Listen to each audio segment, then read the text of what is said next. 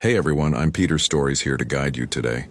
If you use this video to drift off to sleep, please tap like, hit subscribe, and drop a comment telling me where you're watching from and what time it is there.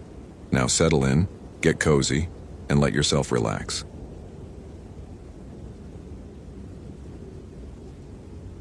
David Holloway's satellite phone buzzed at 3:47 p.m. on December 18, 2015, and the first thing he heard was his daughter screaming, "Dad! Dad, please! Something's wrong with Marcus. He won't stop, he's..." Static swallowed her voice. David was already moving, grabbing his parka from the hook by the door of the Kantishna ranger station. His hands shaking so badly, he nearly dropped the phone. Outside, the temperature had been holding at minus 38 degrees for 6 hours, and the sun had set 40 minutes ago. It wouldn't rise again for another 19 hours. Sarah, where are you?" He was shouting into the phone, not caring that Rangers Mitchell and Chen were staring at him from across the room. "Give me your position." More static. Then Sarah's voice came back, thinner now, terrified. "We're at the old mining camp, the one near..." A sound cut through the line that made David's stomach drop. It was a shriek, high-pitched and inhuman, like wind through ice caves, except there was intelligence in it, purpose, and underneath, a wet, tearing sound. "Sarah! Eating him, oh God, Dad, he's eating..." The line went dead. David stared at the phone for 3 seconds that felt like hours. His daughter was 17 years old. She was supposed to be on a supervised winter camping trip with Marcus Way, another ranger's son, and Tom Patterson, a volunteer wilderness guide who'd been leading youth expeditions in Denali for 15 years. They'd left the station 4 days ago for a carefully planned route through the Kantishna wilderness, easy terrain, well within protocol, the kind of trip David had led dozens of times himself during his 22 years as a senior ranger. Something had gone catastrophically wrong. "Mitchell, get the SAR team mobilized now," David said, his voice surprisingly steady despite the adrenaline flooding his system. "Chen, contact park operations. I need the coordinates for Patterson's emergency beacon." But even as he said it, he was pulling up the tracking data on the computer, his fingers moving with practiced efficiency through the National Park Service satellite monitoring system. Tom Patterson's Garmin InReach should have been transmitting every 10 minutes. David found the data stream and felt ice form in his chest. The last transmission had been 37 hours ago, from a position near the abandoned Kantishna Hills mining camp, elevation 2,190 feet, approximately 43 miles northwest of the station. Since then, nothing. Either the device had failed, unlikely the InReach was designed to operate in extreme conditions, or someone had turned it off, or destroyed it. David zoomed in on the topographic map. The mining camp had been abandoned since the 1980s, a relic of the brief gold rush that had brought desperate men into the Alaskan wilderness before the claims ran dry. There were old structures still standing, but the area was officially off limits, too unstable for visitors. Why would Tom have taken the kids there? "I'm going," David said. Mitchell, a stocky woman in her 40s with 30 years of mountain rescue experience, looked at him like he'd suggested flying to the moon. "Dave, it's minus 40 out there and dropping. We've got a storm front moving in from the northwest. Even with snowmobiles, you're looking at 6 hours minimum to reach that position. And that's if the weather holds. My daughter just called me screaming about someone eating someone. I'm going. Then we go as a team, full SAR protocol. Give me 30 minutes to..." "I don't have 30 minutes." David was already pulling his gear from his locker, the expedition parka rated to minus 60, the heavy bib pants, the boots with chemical heating elements. Sarah sounded terrified. "If there's been an accident, if someone's injured..." "If there's been an accident, rushing in alone in the dark doesn't help anyone," Mitchell said, but her tone had softened. She had kids too. "Dave, I know what you're feeling, but you're not thinking clearly. Let me get Chen and Harper. We'll take 2 machines, travel in pairs, standard cold weather protocol. That's 45 minutes max." David wanted to argue, but the rational part of his mind, the part that had kept him alive through 2 decades of Alaskan wilderness work, knew she was right. Solo travel in these conditions was suicide. If his snowmobile broke down, if he hit unseen ice, if he made one mistake, he'd be dead in less than an hour. 45 minutes, he said, not 1 second longer. They made it in 38. Mitchell and Chen took the lead snowmobile, a ski-doo expedition with emergency rescue gear, and a survival sled attached. David and Harper, a quiet Inupiaq ranger who'd grown up in the interior, followed on a second machine. The headlights carved tunnels through absolute darkness, and the cold was so intense it felt like being repeatedly punched in the face even through the balaclava and goggles. David's breath formed instant ice crystals that pattered against his hood like tiny stones. The trip that should have taken 6 hours took 9. They hit the storm front at hour 3. Wind that screamed across the tundra at 40 miles per hour, driving snow so thick they had to slow to walking speed to avoid running blind into obstacles. Twice they had to stop to dig the machines out of drifts. Once Harper spotted a moose in their path seconds before impact, and they detoured a quarter-mile around the animal, because hitting a 1,000-pound moose at 20 miles per hour would have killed them all. By the time they reached the mining camp, it was past midnight. David's face was numb despite the chemical warmers in his hood, and his fingers felt like frozen sausages inside his gloves. But the fear for Sarah had burned constant through the entire trip, keeping him alert, keeping him focused. The camp appeared as darker shadows against the snow. 3 collapsed structures and 1 building still partially standing, a bunkhouse with most of its roof intact. Their headlights reflected off something metallic near the largest ruin. As they got closer, David saw it was a snowmobile, a newer model similar to theirs. "That's Patterson's machine," Harper said quietly. They stopped 30 yards away and killed the engines. The silence that followed was overwhelming, broken only by the wind. David pulled his mag light from his belt and swept the beam across the camp. Snow had drifted against the buildings, creating smooth white curves that looked almost beautiful. Nothing moved. "Sarah." David's voice was swallowed by the wind almost immediately. "Tom. Marcus." No response. Mitchell had her radio out, trying different channels. "Kantishna SR to Patterson, do you copy? Kantishna SR to any member of the Patterson group. Please respond." Static. Then, faintly, something that might have been a voice or might have been interference. "We need to search the structures," David said, already moving toward the standing bunkhouse. Mitchell grabbed his arm. "Protocol, Dave. We stick together, we document everything, and we stay alert." She was right, but every second felt like hours. They approached the bunkhouse in a line, lights sweeping the area. The door hung open, snow piled inside the entrance. David's light caught something dark on the door frame. Not rust, too organic. He leaned closer. It was a handprint, frozen in blood. "Jesus," Chen whispered. David pushed past him and into the bunkhouse. The interior was a single large room, maybe 40 feet long, lined with rotted bunk frames. At the far end was a potbelly stove, and next to it were camping supplies, 2 modern tents still in their stuff sacks, sleeping bags, a camp stove, freeze-dried food packets. Tom Patterson's gear, identifiable by the distinctive orange dry bags he always used. But no people. David moved deeper into the room, his breath pluming in the flashlight beam. There were tracks in the snow and dust on the floor, lots of them, overlapping, confused. Signs of recent occupation, and then his light caught something that made him stop.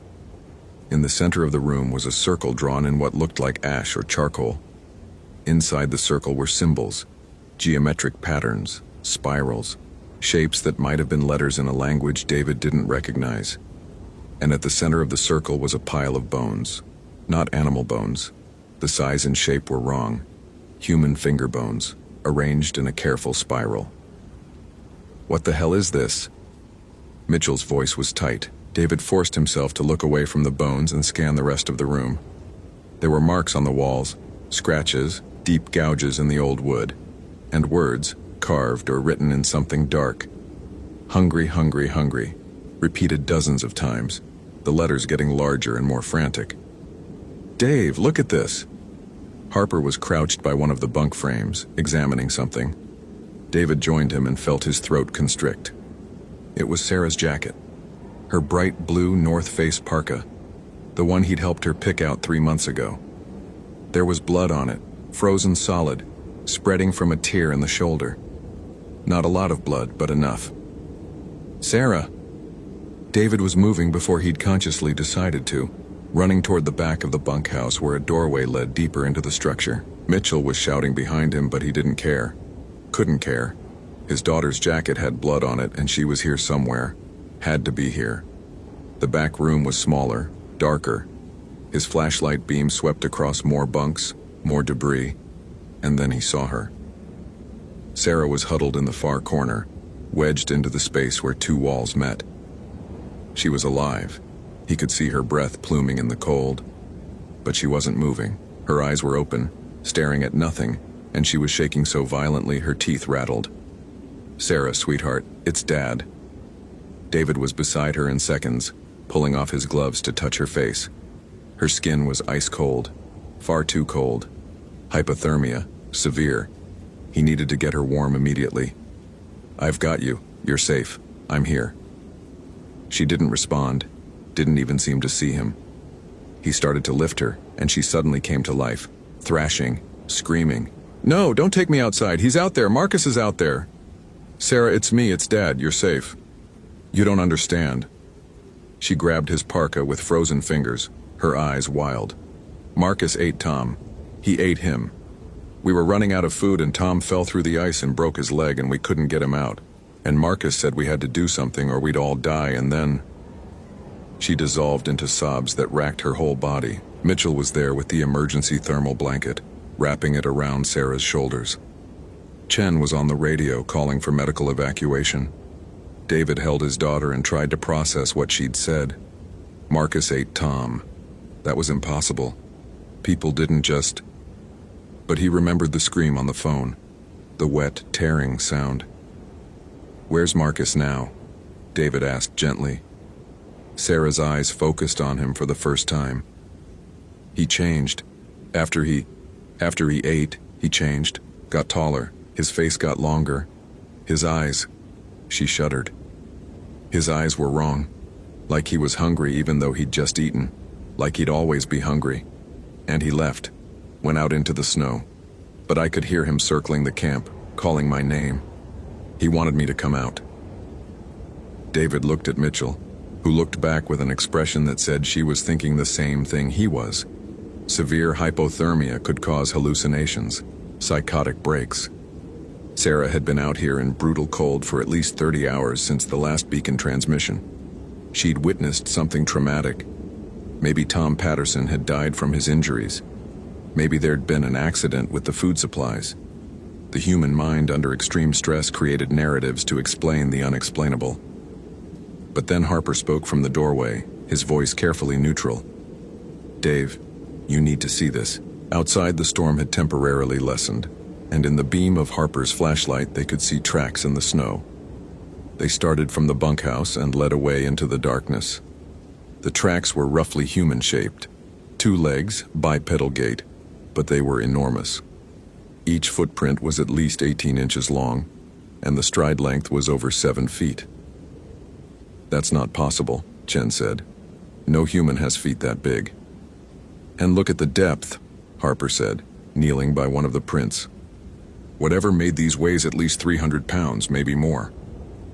David stared at the tracks. They were fresh. The wind hadn't filled them in yet. Whatever had made them had been here recently. Maybe was still here. Mitchell, get Sarah stabilized for transport. Chen, stay with them. Harper, you're with me. Dave, what are you doing? Tom Patterson is still out here somewhere. Dead or alive, we're not leaving him. Mitchell started to protest, but David was already following the tracks, his mag light in one hand and his radio in the other. Harper caught up to him quickly, carrying the rifle they kept for bear encounters. Neither of them said what they were both thinking. Those tracks didn't look like a bear's. The trail led northeast from the camp, into an area of broken terrain where permafrost heaves had created a maze of pressure ridges and ice formations. The wind had picked up again, driving snow into their faces. David's exposed skin felt like it was being scraped with razor blades, but he kept moving. After 20 minutes, Harper grabbed his arm and pointed. Ahead, barely visible in the swirling snow, was a shape. David approached slowly, his light steady. It was Tom Patterson, or what was left of him. The body lay sprawled in the snow, frozen solid. The left leg was clearly broken, bent at an unnatural angle below the knee, but that wasn't what had killed him. Tom's chest cavity had been opened, the ribs spread apart like grasping fingers. Inside was nothing. The organs were gone, consumed. The face was intact, but the expression was one of absolute terror, mouth open in a silent scream. Jesus Christ, Harper whispered. David fought down nausea and forced himself to examine the scene professionally. Tom had been dead for at least 24 hours, maybe longer. The wounds were consistent with, what?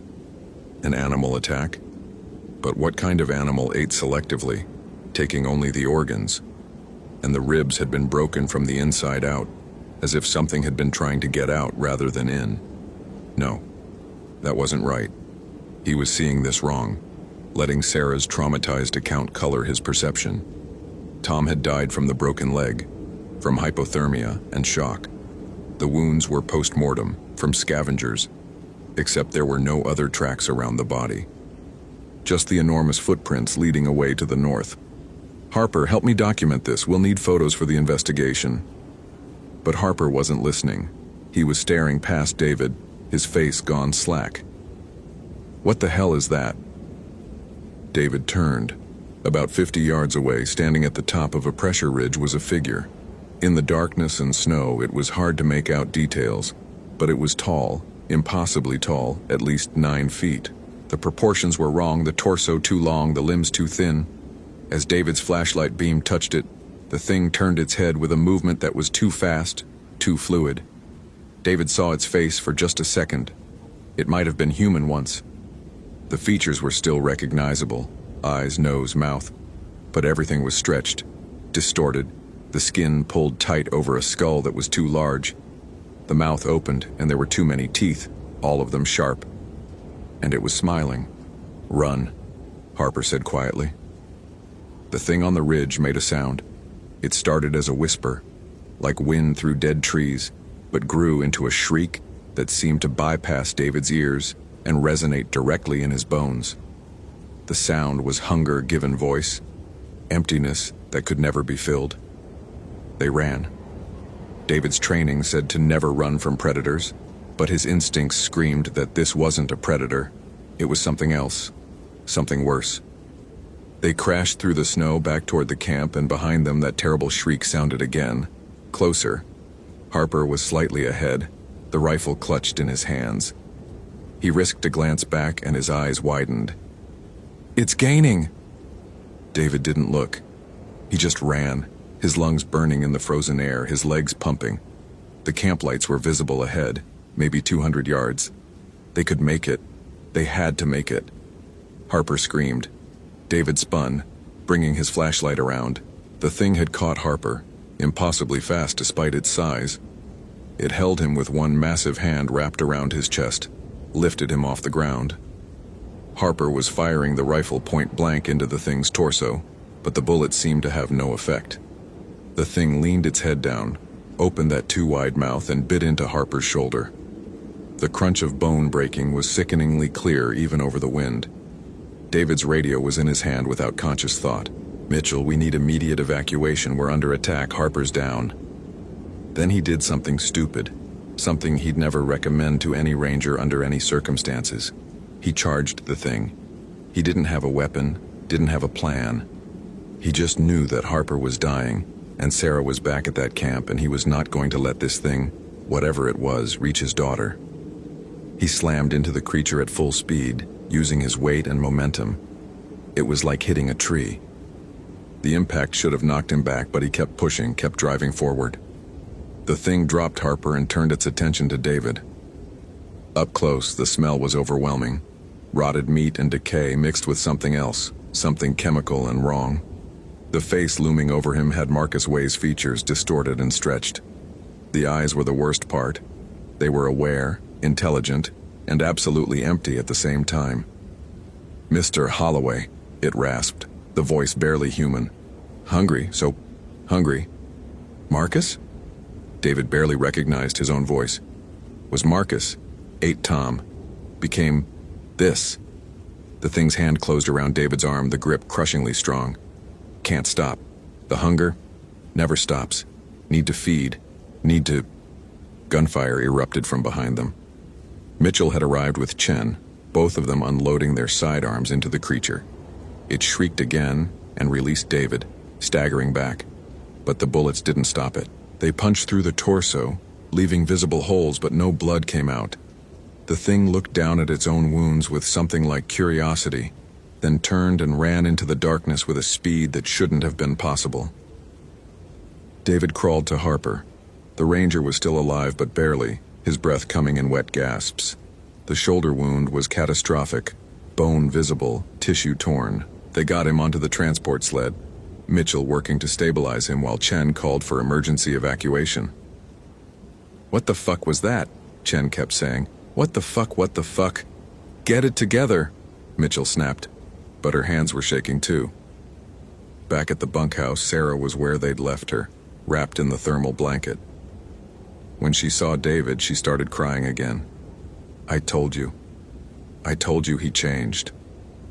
David held her, and for the first time in his professional career, he had no rational explanation to offer. He'd seen something that shouldn't exist. Marcus Way, 17 years old, honor student, varsity soccer player, had eaten human flesh and become something else, something that shouldn't be possible. But he'd seen it. The storm intensified, making evacuation impossible. They were trapped at the mining camp with a wounded ranger, a traumatized teenager, and something hunting in the darkness outside. Mitchell set up a defensive perimeter with the emergency flares, and they barricaded themselves in the bunkhouse. Harper was unconscious now, his breathing shallow. They'd done what they could with the medical kit, but he needed a hospital, and they were 40 miles from the nearest road. David sat with Sarah, who'd finally stopped shaking but still wouldn't close her eyes. "Tell me what happened," he said quietly. "From the beginning." Sarah's voice was small, exhausted. "We were fine the first 2 days. Everything was perfect. Tom was showing us winter survival techniques, how to read the landscape. Then on the 3rd day, Tom fell through hidden ice near the river. His leg broke. We heard it snap. We got him out, but the bone was through the skin. He couldn't walk." She paused, swallowing hard. "Tom said we had to leave him, that Marcus and I should go for help, but Marcus got weird. He kept looking at Tom like he was food. And Tom kept saying he was going to die anyway, that we should save ourselves. That night, Tom developed a fever, started talking out of his head. And Marcus, he said we were running low on food, said the old miners who worked these camps used to do things when they ran out of supplies." David felt sick. "Sarah." "I fell asleep. When I woke up, Marcus was crouched over Tom, and there was blood, and..." Her voice broke. "Tom was already dead. The fever killed him. But Marcus, he said we couldn't waste it. He said it was the only way we'd survive long enough for rescue. And he ate. Just started eating. And I ran. I locked myself in the back room, and I heard him out here, chanting something, drawing those symbols. And then he screamed. And when I looked out, he wasn't Marcus anymore, the Wendigo." The word came to David from somewhere in his memory, a folklore class he'd taken decades ago as part of his forestry degree. Indigenous peoples of the northern forests had legends about winter cannibalism, about what happened to those who consumed human flesh. The Wendigo was a spirit of insatiable hunger that possessed those who broke the ultimate taboo. Once transformed, they could never be satisfied, never be full. They became monsters, driven to hunt and feed forever. He'd thought it was just stories, cautionary tales to prevent cannibalism during harsh winters. But he'd seen Marcus, seen what he'd become. "There's an old story," Chen said from across the room. "He was Athabascan, raised in the interior. My grandmother used to tell it. About the Wendigo, that's what her people called it. She said it was real. Said her grandfather had seen one, up near the Yukon border. Said once someone ate human flesh, the hunger spirit entered them and they stopped being human. They became something that looked like a person but wasn't anymore. How do you stop it? Mitchell asked. You can't. Not really. The only way is to burn the heart. But you have to catch it first, and once they transform, they're fast and strong. Almost impossible to kill. David thought about Marcus, about a 17-year-old boy who'd made a terrible decision in desperation and had become something monstrous. Tom Patterson had been dead already.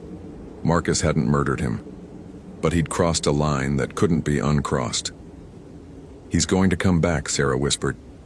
He wants to finish. Wants to eat the rest. She was right. David could feel it. A certainty that had nothing to do with reason. The thing that had been Marcus' way was out there in the storm, and it would return. The hunger would drive it back. They spent the next 3 hours preparing. Mitchell and Chen secured the bunkhouse as best they could, nailing boards over the broken windows. David gathered anything that could burn: old furniture, broken bunks, papers from the mining operation. If Chen's grandmother was right, fire was their only weapon. Harper regained consciousness around 4 a.m., delirious and babbling about teeth and hunger. They gave him morphine from the medical kit, but David wasn't sure if he'd make it through the night even if they weren't under siege. The attack came at 4:47 a.m. The door exploded inward with a crack of splintering wood. The thing that had been Marcus' way stood in the doorway, snow swirling around it. It was bigger now, David realized. It had grown since the last encounter, fed on Harper's blood and become more. The skin had gone gray-white, the color of fresh snow. The eyes glowed faintly in the darkness, reflecting their flashlight beams like an animal's. Hungry? It said, the word barely recognizable through a mouth that was mostly teeth. Never. Full. Need. More. Mitchell and Chen opened fire, their shots carefully aimed. David saw bullets punch through the creature's chest, saw the impact stagger it backward. But it kept coming, reaching for them with those two long arms. David grabbed a burning brand from the fire they'd built in the old potbelly stove and swung it at the thing's face. The creature flinched back. Fire clearly affected it in ways bullets didn't. It shrieked that terrible sound again and retreated through the broken door. But it didn't leave. They could hear it circling the building, scratching at the walls, testing for weak points. Every few minutes it would make a rush at the door or try to force its way through a window, and each time they'd drive it back with fire. We can't keep this up, Mitchell said, her voice rough from smoke. We're running out of things to burn. David looked at Sarah huddled in the corner and made a decision. We need to end this. Draw it in and finish it. How? The symbols. The ones Marcus drew. Sarah said he was chanting something when he transformed. Maybe it works in reverse. It was desperate, probably stupid, and based on folklore rather than any rational plan. But rationale had stopped applying the moment a teenage boy had become a 9-foot monster. They found Marcus Way's journal in one of the orange dry bags. The last entries were increasingly frantic, documenting Tom's injury, the dwindling food supplies, the impossible decision. And on the final pages were sketches, the same symbols David had seen on the floor, along with words in what looked like Cree syllabary. Marcus had researched this. Somehow, he'd known what was going to happen to him. The final entry was just one sentence. I'm sorry. I was so hungry. Using the journal as a guide, David redrew the symbols on the floor, exactly as Marcus had made them. Then he did something that went against every instinct. He opened the door. The Wendigo was waiting. It looked at David with those empty, glowing eyes, and for just a second, David saw Marcus Way underneath. The boy who'd been scared and desperate, and had made a choice he couldn't take back. Marcus, if you're still in there, I need you to listen. Come inside. Let us help you. The thing tilted its head, considering. Then it stepped through the doorway, ducking beneath the frame. It was so tall its head nearly touched the ceiling.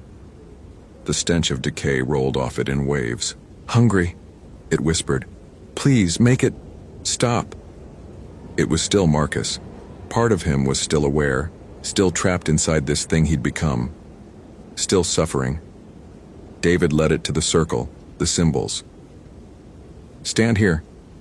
The Wendigo looked down at the markings and something like recognition flickered in its eyes. "This won't kill me. Nothing kills Wendigo. Only fire." "I know," David said quietly. He was holding the largest burning brand, the one they'd been saving. "Marcus, I need you to understand. You're going to stay standing. You're not going to fight this, okay?" The thing that had been a teenage boy nodded slowly. Then it stepped into the circle.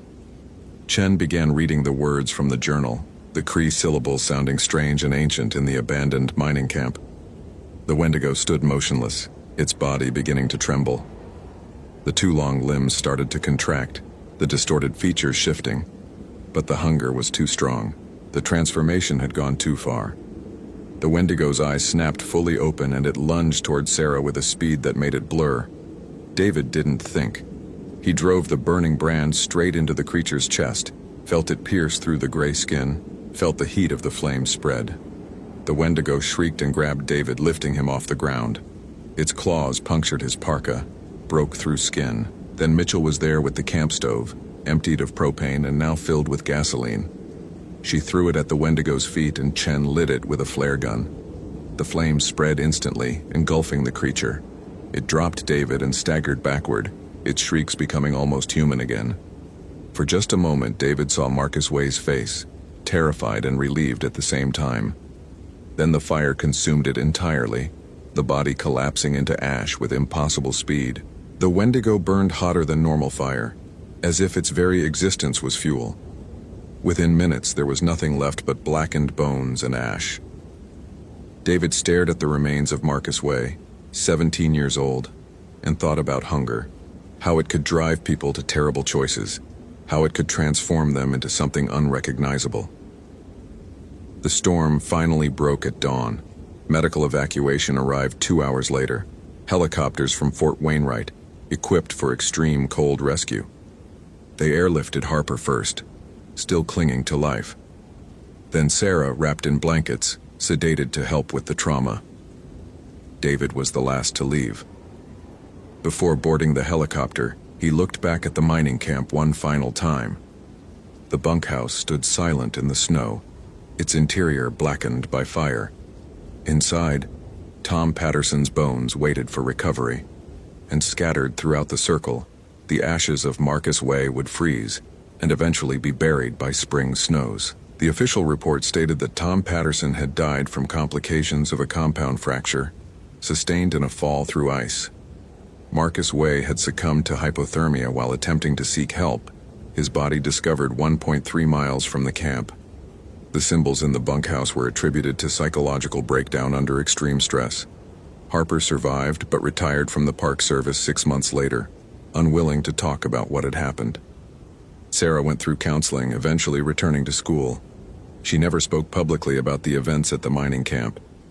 But sometimes David would catch her staring out windows at winter landscapes, and he knew she was remembering the thing that had been Marcus, remembering the hunger that had transformed a desperate boy into a monster. David himself kept working at Denali, but something had changed. He found himself researching the history of the region more carefully now, looking at old records from the mining days.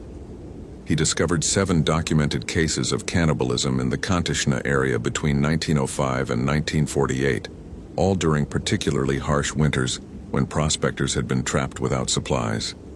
And in each case there were follow-up reports of disappearances, of something hunting in the wilderness. He thought about Chen's grandmother, about indigenous knowledge that had been dismissed as superstition by people like himself. The Wendigo was real. It had always been real, a consequence of breaking the fundamental law of humanity. The hunger didn't discriminate. It took anyone who crossed that line, transformed them into something that could never be satisfied. On especially cold nights when the temperature dropped below -40 and the darkness pressed close, David would stand outside the ranger station and listen to the wind. Sometimes he thought he could hear something else beneath the wind, a whisper, a voice, begging to be fed. He'd think about Marcus Way and wonder if destroying the body had truly ended it, or if some part of the hunger spirit survived, waiting for the next desperate soul to make the same terrible choice. The Kantishna mining camp was officially closed after the incident, added to the National Park Service's list of hazardous historic sites. But the designation did nothing to stop what lived there. David knew that, just as he knew that somewhere in those 6 million acres of Alaskan wilderness, other transformations had occurred. Other people had crossed the line and become something else. Hunger was eternal. And in the endless winter darkness, it was always waiting. Hope you felt genuine terror. If you appreciate authentic horror rooted in real folklore, consider following for more stories. Which moment scared you most? Share your theory about what happened.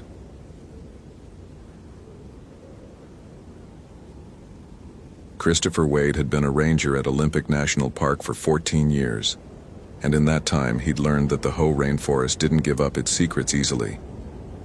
The dense canopy absorbed sound the way moss absorbed moisture, creating pockets of silence so complete they felt manufactured. Standing at the trailhead where Amanda Pierce's Honda Civic sat gathering condensation, Chris felt that silence pressing against his eardrums like water at depth. The car had been there for 4 days. The university had called on day 3. Chris circled the vehicle, noting details with the methodical precision that had earned him a reputation as the ranger you wanted on a search operation. No broken windows, doors locked, a parking permit properly displayed on the dash dated October 12, 2009. Inside he could see a North Face jacket wadded on the passenger seat, a travel mug in the cup holder, and a stack of field guides rubber-banded together. The mycology texts were visible even through the rain-streaked glass. His Garmin eTrex GPS unit showed Amanda's filed itinerary. Hoh River Trail to the Seven Lakes Basin Research Area, elevation gain of 3,900 feet over 8 miles. Standard route for researchers studying fungal biodiversity in old-growth ecosystems. She'd had a permit for 7 days of backcountry camping. She should have checked in via the emergency radio at the ranger station 3 days ago. Chris keyed his Motorola handheld. Base, this is Wade. I'm at the Hoh Trailhead beginning track to Pierce's research site. Vehicle confirms subject presence. Starting ascent at 0900 hours. The response crackled through Douglas fir interference. Copy that, Wade. Weather service shows front moving in by 1400. You've got maybe 4 hours of good visibility. Understood. Chris clipped the radio to his belt and shouldered his pack. 60 pounds of search and rescue equipment, medical supplies, and enough food for 3 days if the operation extended.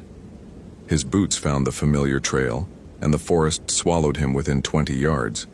The Hoh rainforest received an average of 140 inches of rain annually, creating a primordial ecosystem that looked as if it had existed unchanged since the Pleistocene. Sitka spruce rose like cathedral columns, their trunks wrapped in club moss that glowed an almost luminescent green. Nurse logs the size of small houses decomposed in slow motion, hosting entire ecosystems on their rotting backs. Everything dripped, everything grew. The air itself felt alive with moisture and spores. Chris had always found comfort in the rationality of this environment. The forest operated on principles he understood: hydrology, nutrient cycling, succession ecology, cause and effect, observable phenomena. His degree in wildlife biology from Oregon State had taught him to see forests as systems, not mysteries. When tourists claimed to feel presences or energies in old-growth areas, Chris attributed it to infrasound from wind through massive trees, or the disorienting effect of fractal patterns in the canopy. There were always explanations. He made good time despite the trail conditions. His legs knew the rhythm of switchbacks.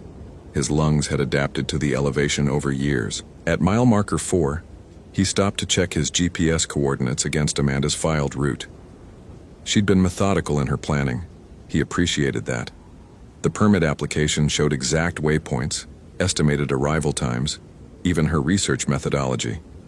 She was studying Armillaria ostoyi distribution patterns, the honey mushroom that could form organisms covering acres underground. Logical, scientific, the kind of person who wouldn't panic in the wilderness, which made her disappearance more concerning. At 2,300 feet elevation, Chris found Amanda's first research marker, fluorescent flagging tape tied to a western hemlock with a numbered tag matching her permit. He photographed it with his digital camera, noting the GPS coordinates in his weatherproof notebook. The marker looked fresh, properly secured. Amanda had made it this far without incident, but something felt wrong with the forest around the marker. Chris stopped, testing the sensation. His analytical mind immediately began cataloging variables: barometric pressure dropping ahead of the front, wind direction shifting from southwest to north, ambient temperature cooling. All normal. Yet the quality of silence had changed. The Ho was never truly quiet. There should be birdsong, the rustle of Roosevelt elk moving through understory, the percussion of water dripping from leaf to leaf. Instead, he heard only his own breathing and the creak of his pack's frame. He continued upward. Mile 5. Mile 6. More research markers, each one properly placed and documented. At mile 7, the trail narrowed to a primitive track that only backcountry researchers and serious backpackers used.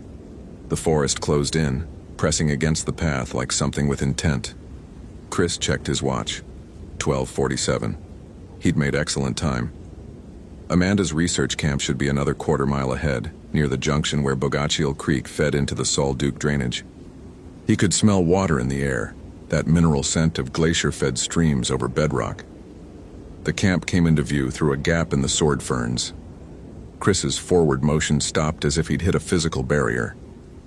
Amanda Pierce's research station occupied a small clearing beside the creek, and every piece of equipment was still there.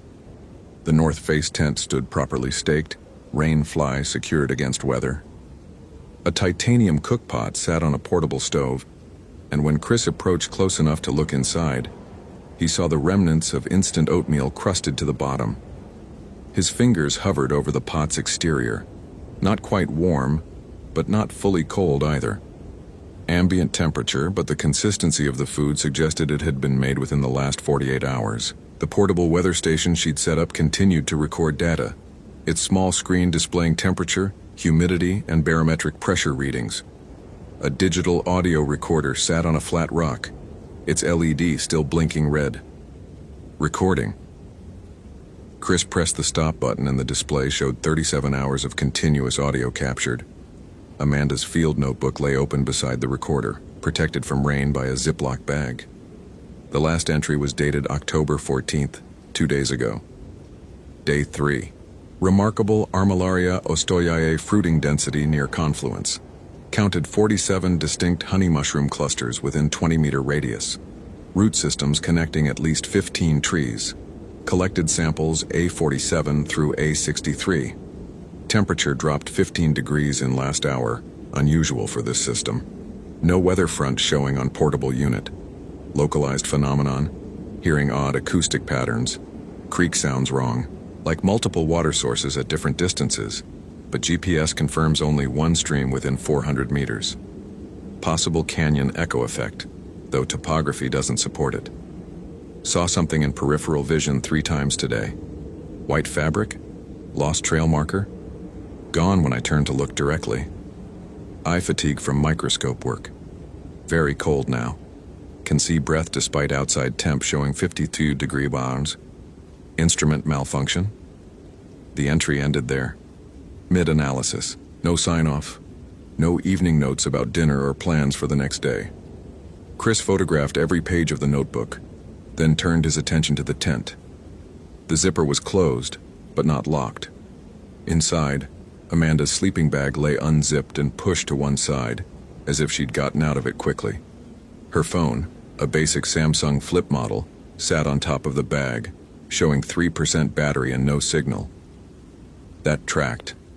Cellular coverage in the Sol Duc drainage was essentially non-existent. Her pack remained organized, contents neatly arranged. First aid kit, water filter, 7 days of freeze-dried meals with only 2 consumed extra batteries, waterproof matches. Nothing missing that Chris could identify.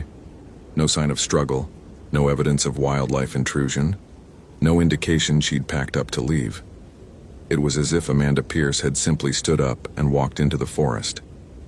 Chris stepped back from the tent and turned in a slow circle, using his professional eye to read the scene. Standard protocol suggested animal attack or medical emergency as primary scenarios, but he saw no blood, no torn fabric, no scattered equipment from a panicked flight. The creek burbled 15 feet away. No signs of someone falling in, no drag marks on the muddy bank. His radio crackled. "Wade, this is base. Weather front arriving ahead of schedule. You've got maybe 30 minutes before visibility drops to nothing. Status?" Chris keyed the transmit button. "I found Pierce's camp. Subject is not present. Equipment intact, no signs of struggle or wildlife encounter. Site appears abandoned mid-activity. I'm going to do a preliminary radius search before..." The radio emitted a shriek of static so intense Chris ripped it away from his ear. When the noise stopped, the channel was dead. He checked the battery indicator, full charge. He tried different channels. Nothing but silence. The radio's LED display flickered once, then died completely. Chris stood in the clearing with a dead radio, and thickening clouds cutting the already dim light to something like deep dusk, though his watch insisted it was only 1:23 in the afternoon. The forest silence had returned, but now it felt less like absence and more like held breath. He pulled out his GPS unit. The screen showed his position, but the elevation reading was fluctuating wildly. 2,147 feet, then 3,112 feet, then 1,994 feet. Despite the fact that he hadn't moved, the satellite connection indicator blinked amber, struggling for fix. Standard protocol in equipment failure was to mark position and return to the trailhead for backup. Chris had enough experience to know that solo search operations in deteriorating weather were how rangers became statistics, but something about the scene held him. Not intuition. Chris didn't trust intuition, but observable anomalies that didn't fit his mental models of how missing person scenarios developed. He made a decision that would later seem foolish. He would conduct a standard spiral search pattern radiating from the camp, 100 meters in each cardinal direction. 30 minutes, maximum. Mark any findings, photograph everything, then descend before the weather closed in completely. Chris started with north, following his compass, bearing into the forest. The understory here was relatively open beneath the massive Sitka spruce canopy, allowing him to maintain visual contact with his backtrack. At 50 meters, he found another of Amanda's research markers, this one with a fresh notation in silver Sharpie. A64, abnormal growth pattern, cold pocket. The flagging tape stirred in wind that Chris couldn't feel. He continued to the 100-meter mark, finding nothing else, then returned to camp and set out east. The forest in this direction grew denser, western red cedar mixing with the spruce, creating a claustrophobic tangle of branches that dripped with club moss. The light, already dim, took on a greenish quality, filtered through layer upon layer of moisture-heavy vegetation. At 70 meters, Chris stopped. Hanging from a low branch directly in his path was a piece of white cloth. Not trail marking. Not any kind of fabric that belonged in the backcountry. Chris approached slowly, his mind already working through explanations. Lost bandana, torn shirt caught on a snag, litter from an inconsiderate hiker. But as he got closer, the fabric revealed itself as something else entirely. It was a strip of white cotton, about 4 feet long and 8 inches wide, tied carefully to the branch in a way that allowed it to hang vertically. The fabric was clean, impossibly clean given the forest's constant moisture and the debris that should have accumulated on any hanging material, and it was cold. Chris reached out to touch it and jerked his hand back. The fabric radiated cold like metal left overnight in a freezer, so intense he could feel it from inches away. He photographed it from multiple angles, noting the GPS coordinates, even though his unit was still malfunctioning. The fabric moved again, rippling in that unfelt wind, and Chris noticed something he'd missed. There was writing on it. Characters. Not English. The ink looked recent, black against white, forming symbols that Chris's rational mind categorized as Asian, probably Japanese, though he couldn't read them. The characters were precise, written with clear intent, and they covered the entire length of fabric in vertical columns. Chris's heart rate had increased.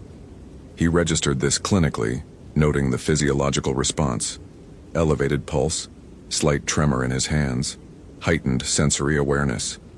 Adrenaline, the body's response to perceived threat, even when the conscious mind insisted there was nothing threatening about a piece of fabric in the woods.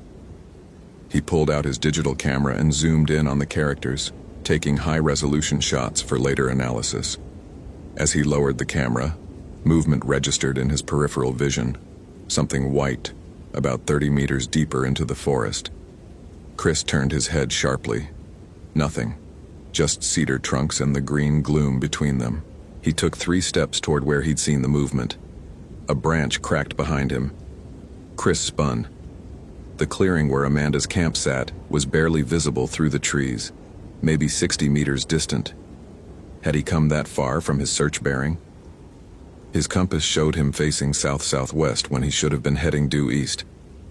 The disorientation hit him like vertigo. He'd gotten turned around somehow, lost his direction in a forest where he'd worked for 14 years. The cold arrived without warning. It didn't creep or gradually intensify. One moment, the air temperature was the typical October chill of Pacific Northwest autumn. The next, it was January at high elevation. Chris could see his breath-forming clouds that hung in the air without dissipating. The moisture on the foliage around him began to crystallize, tiny ice crystals forming on moss and fern fronds in real time, growing, spreading, as if winter were accelerating through the space he occupied. His analytical mind tried to process this. Microclimates existed, certainly. Cold air drainage from higher elevations, thermal inversions in valleys. These were documented phenomena. But a temperature drop of 40 degrees in 5 seconds? Localized freezing while the surrounding forest remained untouched? There was no meteorological model for this. Chris became aware of a sound. It came from everywhere and nowhere. A vocalization that might have been wind through a tight space or might have been something trying to form words. The pitch rose and fell, never quite resolving into language, never quite becoming just noise. It had a quality that made Chris's jaw tighten involuntarily, a resonance that seemed to vibrate in his bones rather than his ears. He forced himself to catalog what he was experiencing. Auditory phenomenon of unknown origin, extreme localized temperature anomaly, visual disturbance in peripheral awareness, spatial disorientation. Symptoms that, in a patient, might suggest neurological event, carbon monoxide exposure, dehydration, altitude sickness. But Chris knew his own physiology. He was hydrated, had acclimated to altitude years ago, and there was no source of carbon monoxide in the middle of a rainforest. The sound grew louder, and then he saw her. 30 meters through the trees, standing absolutely motionless, was a figure in white. Chris's throat closed. His mind refused the image for a full 3 seconds before accepting what his eyes reported. A woman, or the shape of a woman, dressed entirely in white fabric that hung straight down despite the wind that moved everything else. Long black hair fell past her shoulders, obscuring any features he might have used to identify her as Amanda Pierce or anyone else.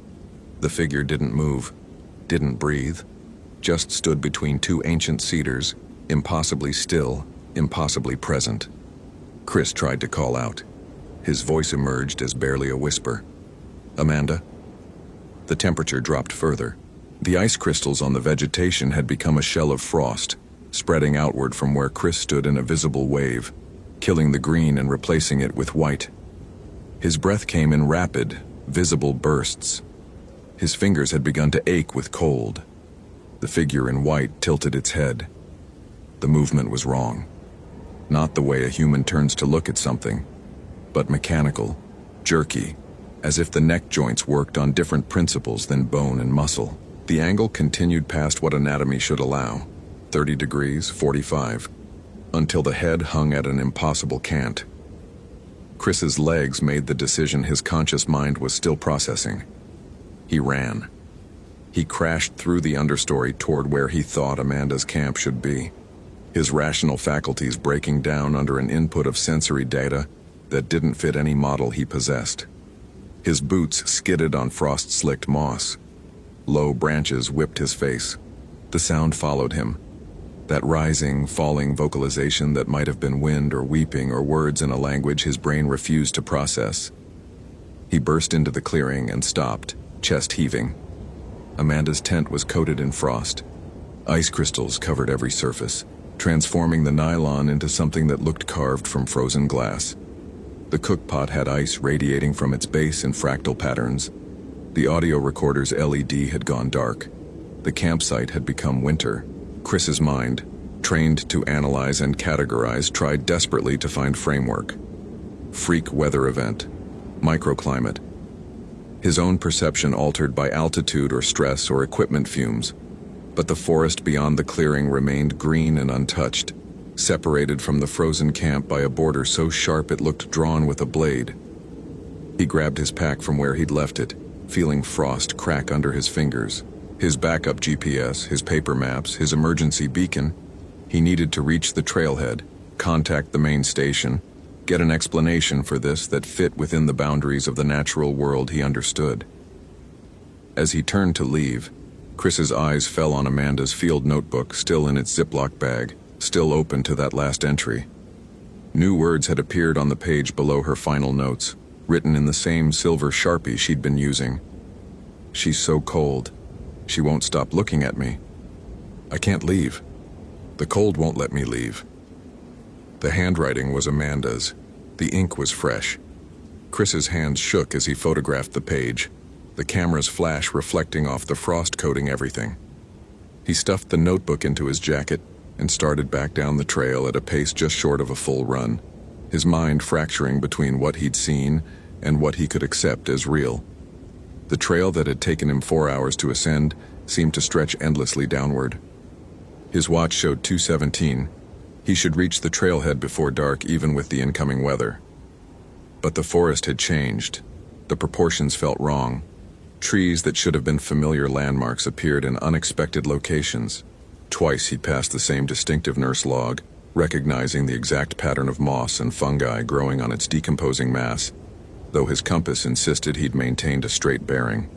The cold followed him. Not the supernatural freeze from Amanda's camp, but a persistent chill that stayed 5 degrees colder than it should have been, as if something were pulling heat from the air around him.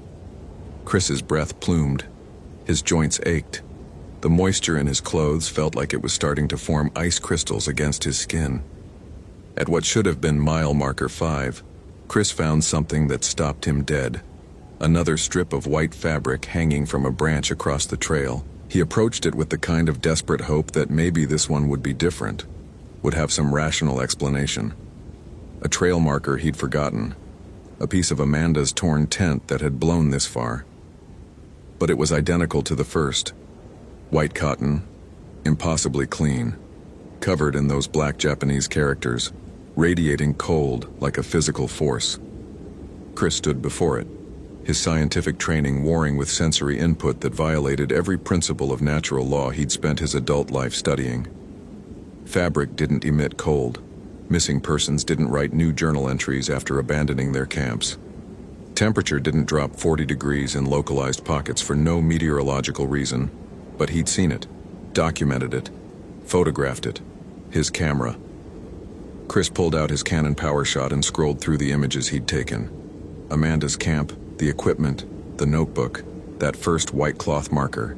The LCD screen showed each image clearly. Then he reached the photos of the figure in white between the trees. The images showed only forest. Trees, ferns, moss-covered logs.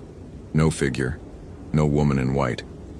Just empty space where Chris had seen her standing. He scrolled forward and back, checking the sequence. The timestamps were correct. The photos had been taken when he remembered taking them. But the figure didn't appear in any frame. His analytical mind tried to find purchase on this fact. The human eye was susceptible to pareidolia, seeing patterns and faces where none existed. Stress and fear could create hallucinations. Maybe he'd seen a configuration of light and shadow that his pattern recognition systems had interpreted as a human form. Except he'd seen it move, seen the head tilt at that impossible angle. A sound reached him through the trees. Singing. Chris's entire body locked rigid. It was definitely singing, not wind, not the acoustic tricks that water and stone could play in mountain forests.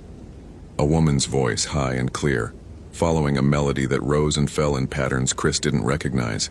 The lyrics, if they were lyrics, came through as syllables that might have been Japanese, might have been some older language, might have been something that only approximated human speech.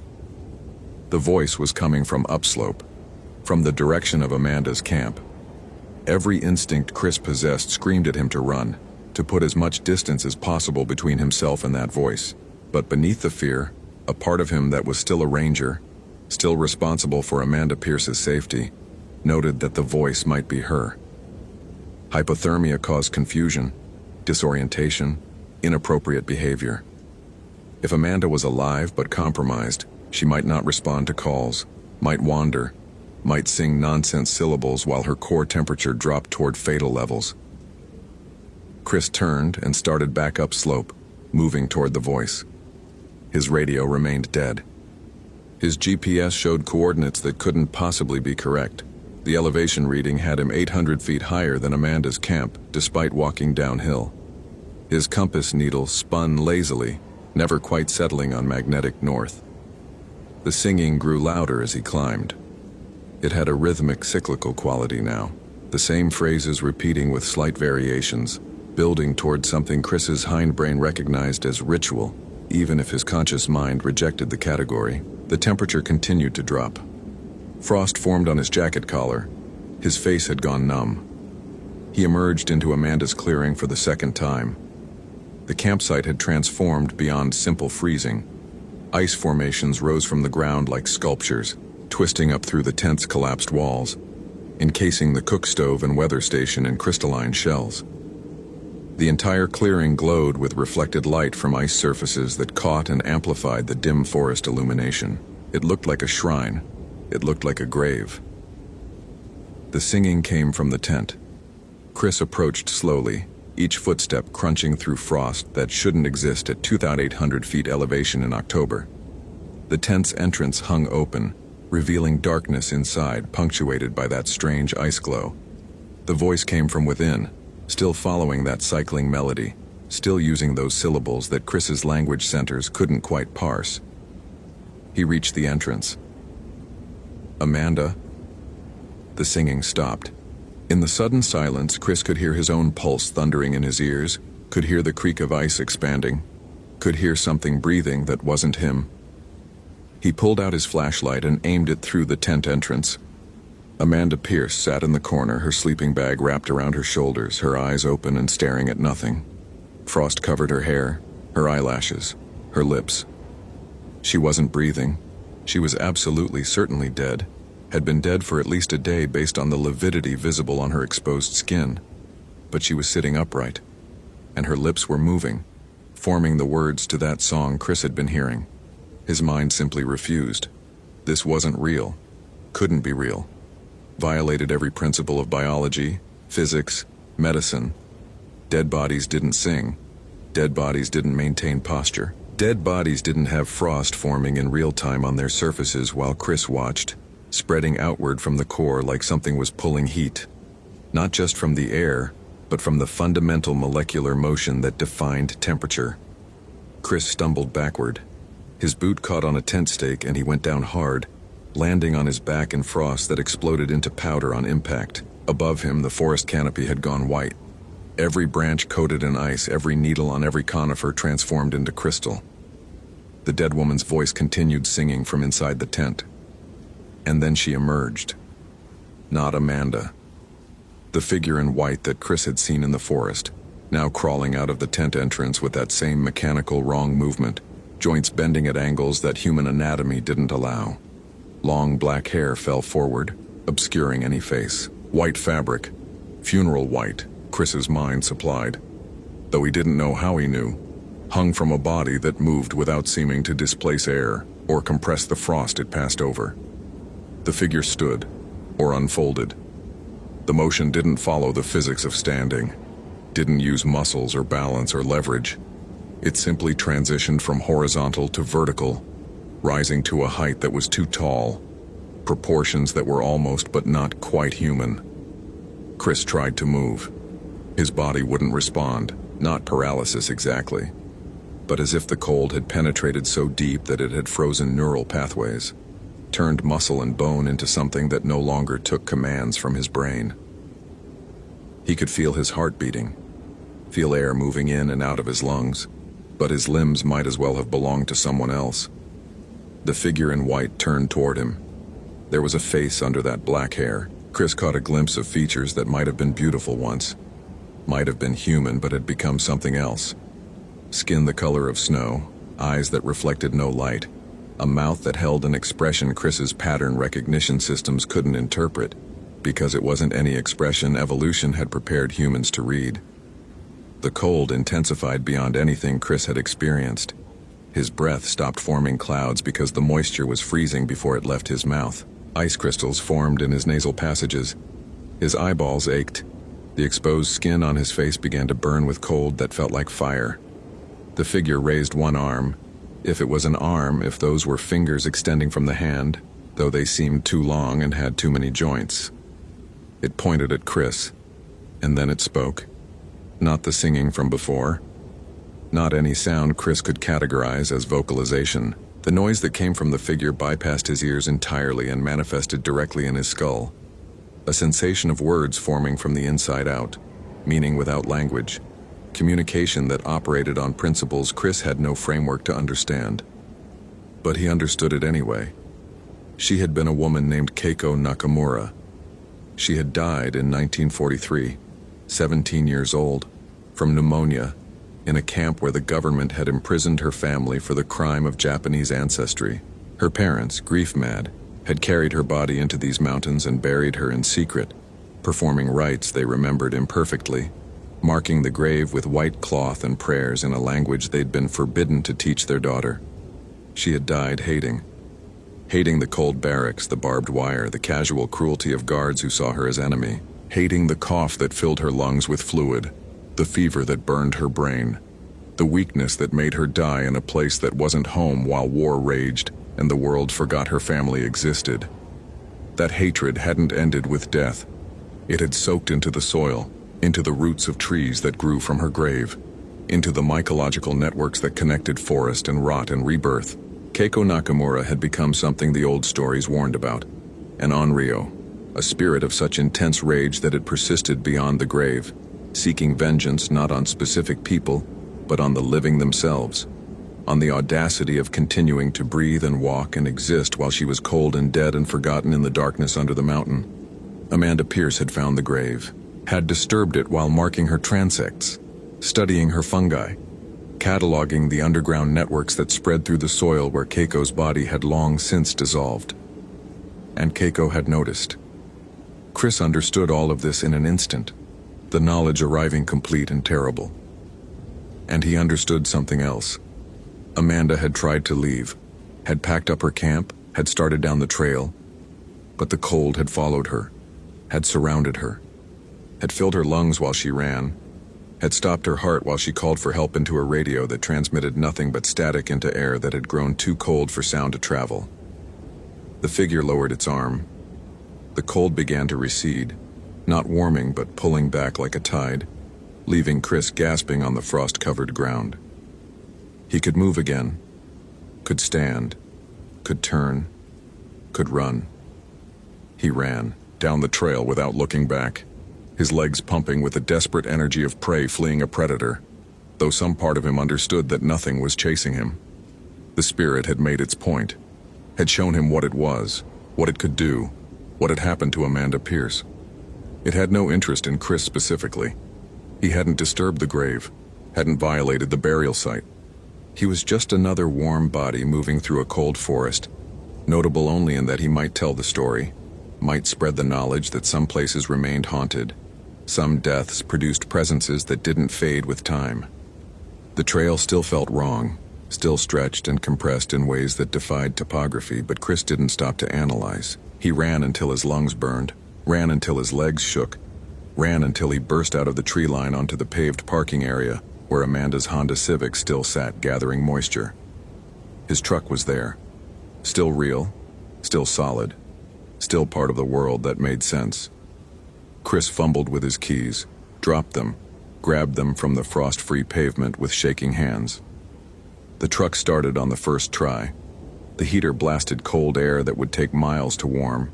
The radio picked up a classic rock station from Port Angeles playing Lynyrd Skynyrd, like this was just a normal October afternoon in Washington State. Chris drove. He drove all the way back to the ranger station, his hands locked on the steering wheel, his mind carefully not thinking about what he'd seen. When he pulled into the parking lot, his supervisor was standing outside, radio in hand, concern written across his weathered face. "Wade, Jesus, we lost your signal 6 hours ago. What happened up there?" Chris sat in the truck, engine still running, heat finally starting to push warm air through the vents. 6 hours. His watch showed 8:34 p.m. He'd been on the mountain for 11 hours, though it felt like both forever and no time at all. "Found her," Chris said. His voice came out flat, emotionless. "Amanda Pierce. She's dead.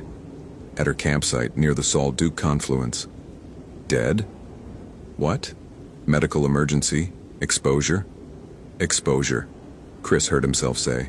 "Hypothermia. Severe localized cold pocket, some kind of weather phenomenon I can't explain. The entire campsite is frozen." His supervisor stared at him.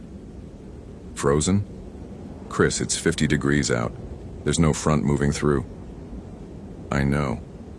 Chris pulled the field notebook from his jacket, saw the frost still clinging to the plastic bag, watched it melt under the truck's interior lights. "I documented everything. Photos, GPS coordinates, notes. You'll need to send a recovery team at first light. Are you okay? You look—" "I'm going home," Chris interrupted.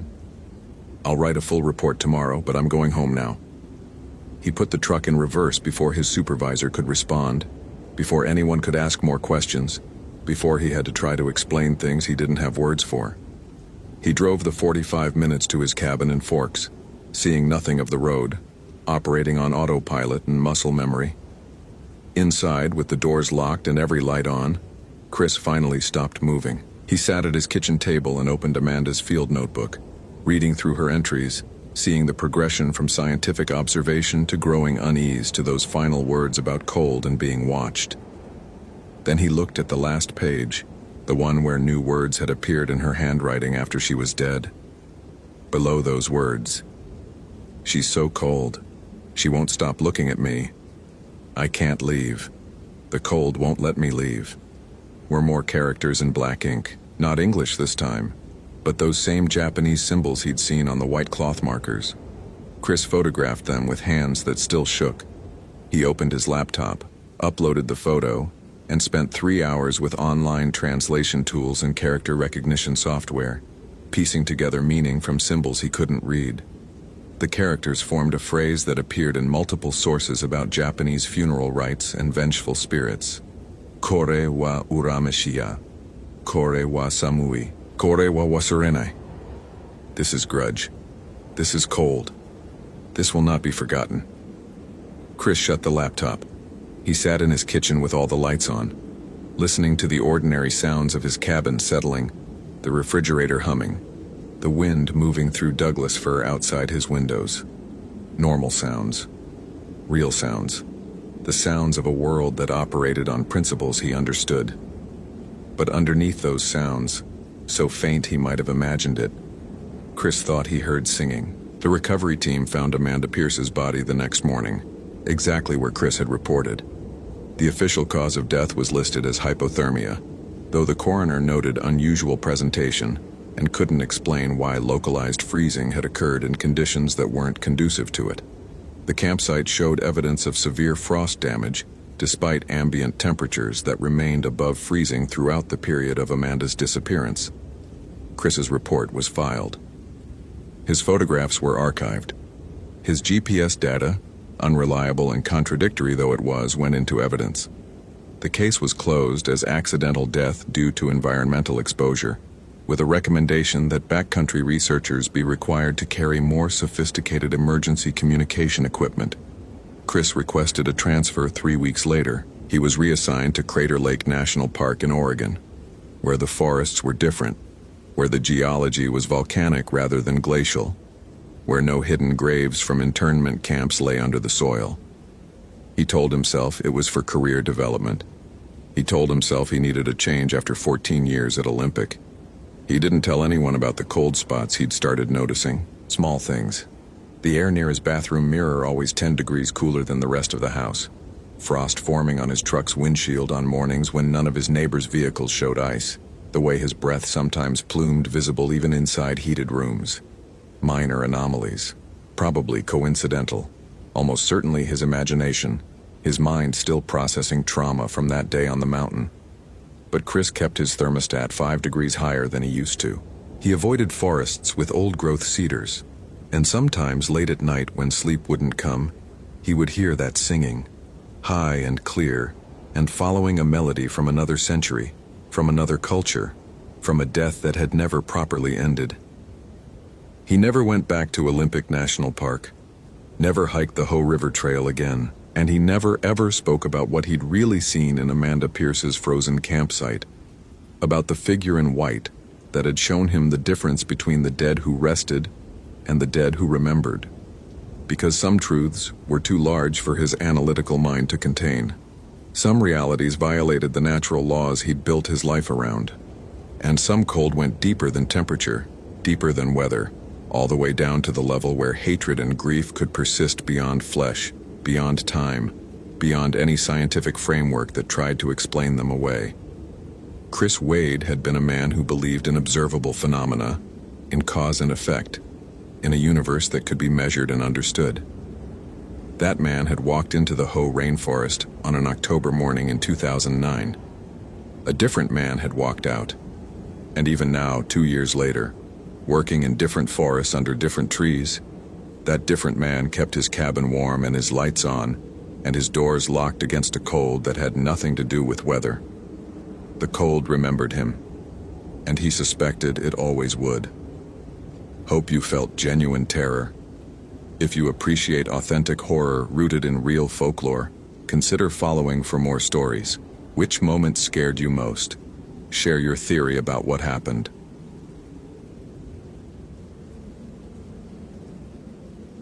Christopher Mercer had been tracking disappearances in Olympic National Park for 11 years, and the patterns had always made sense. Hikers underestimated the Hoh rainforest's density, or they ignored weather warnings, or they simply wandered off trail and succumbed to hypothermia in the relentless Pacific Northwest drizzle. The numbers formed clean statistical clusters. 73% were inexperienced day hikers, 18% were solo backpackers with inadequate gear, 9% were legitimate mysteries. Until he started looking at the 9% more carefully. The call about Hannah Doyle came through dispatch at 6:47 a.m. on October 14, 2008. Chris was already at his desk in the Port Angeles Ranger Station, 3 hours into a database review that was turning his coffee cold. The Motorola radio crackled with Deputy Ranger Tom Iverson's voice, tight with the controlled urgency that meant something was wrong beyond the usual lost hiker protocol. SR coordinator needed at Hoh Ranger Station. Missing person, 24 hours.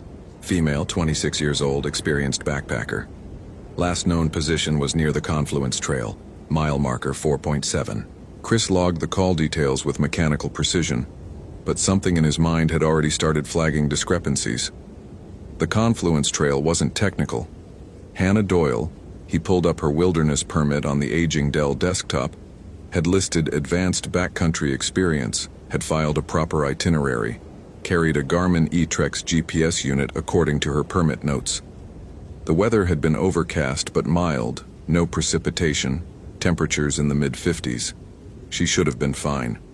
He arrived at the Hoh station 90 minutes later, his Ford Ranger splashing through puddles that never quite dried in this part of the rainforest. The Sitka spruce trees pressed close to the narrow access road, their trunks thick with moss that seemed to absorb sound. Everything here felt muffled, wrapped in green silence. Tom Everson met him outside, a thermos of coffee in one hand and a printed map in the other. Tom was 52, built like a fire hydrant with the kind of weathered competence that came from 3 decades in wilderness management. But his jaw was tight. "Got something weird, Chris," Tom said without preamble. Hannah Doyle checked in at the visitor center Saturday morning, 9:15 a.m. Filed a 3-day solo permit for the Hoh River Trail, planning to camp at Elk Lake. She had all the right gear. I saw it myself. MSR tent, water filtration, bear canister, the works. She signed out with a note that she'd call her sister from the trailhead phone when she got back Monday evening. And? Chris took the map, scanning the marked route with practiced efficiency. Monday came and went. Sister called us Tuesday morning.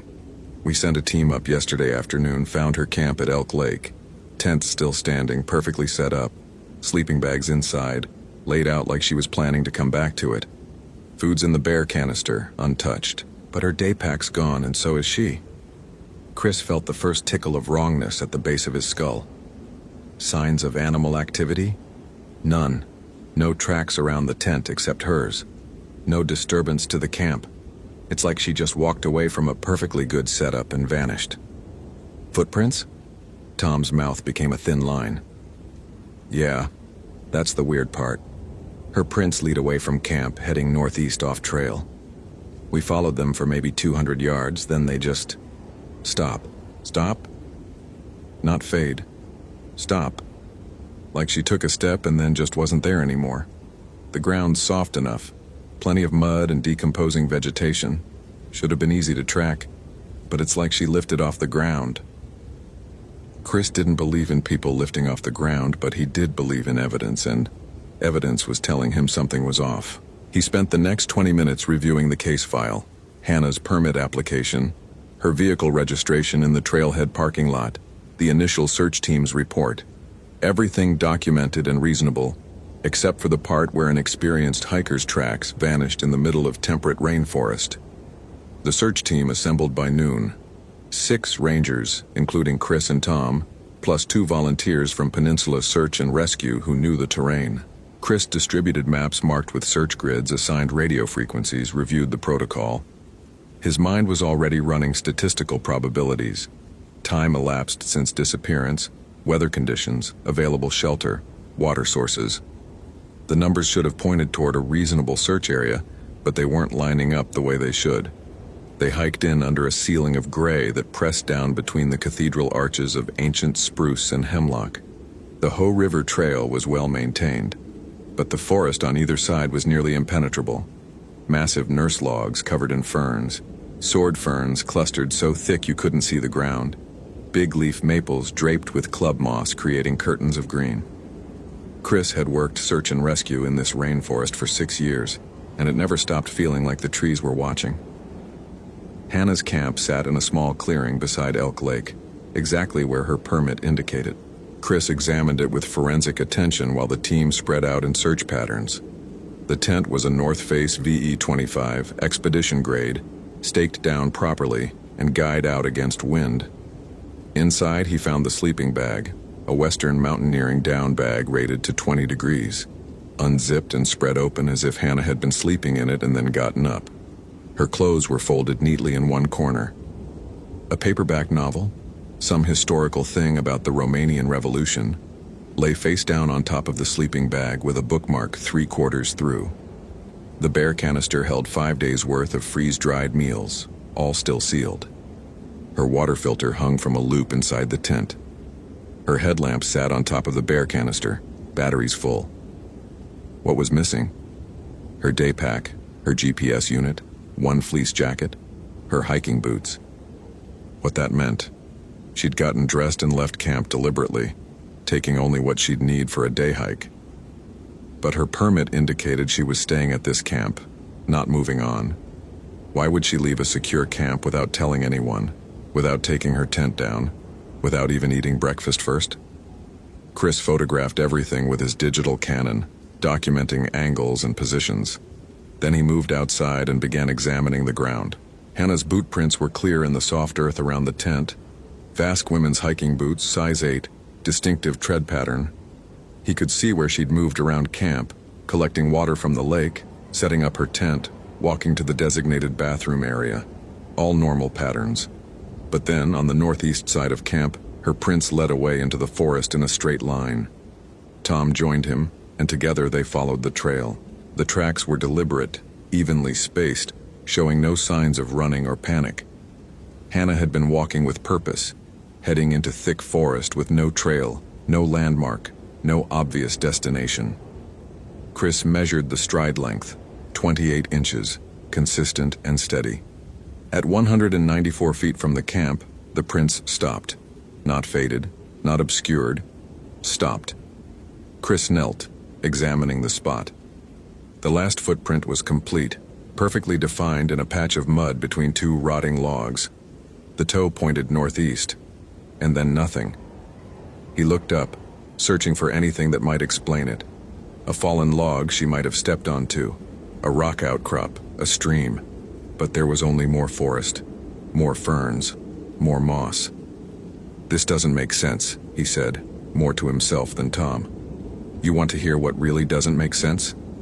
Tom's voice had dropped. "Come here." Tom led him 20 feet to the right where the forest floor dipped into a shallow depression. There in the mud were more boot prints, the same pattern, the same size, Hannah's boots. But these prints were heading back toward camp. "Those shouldn't be there," Chris said slowly.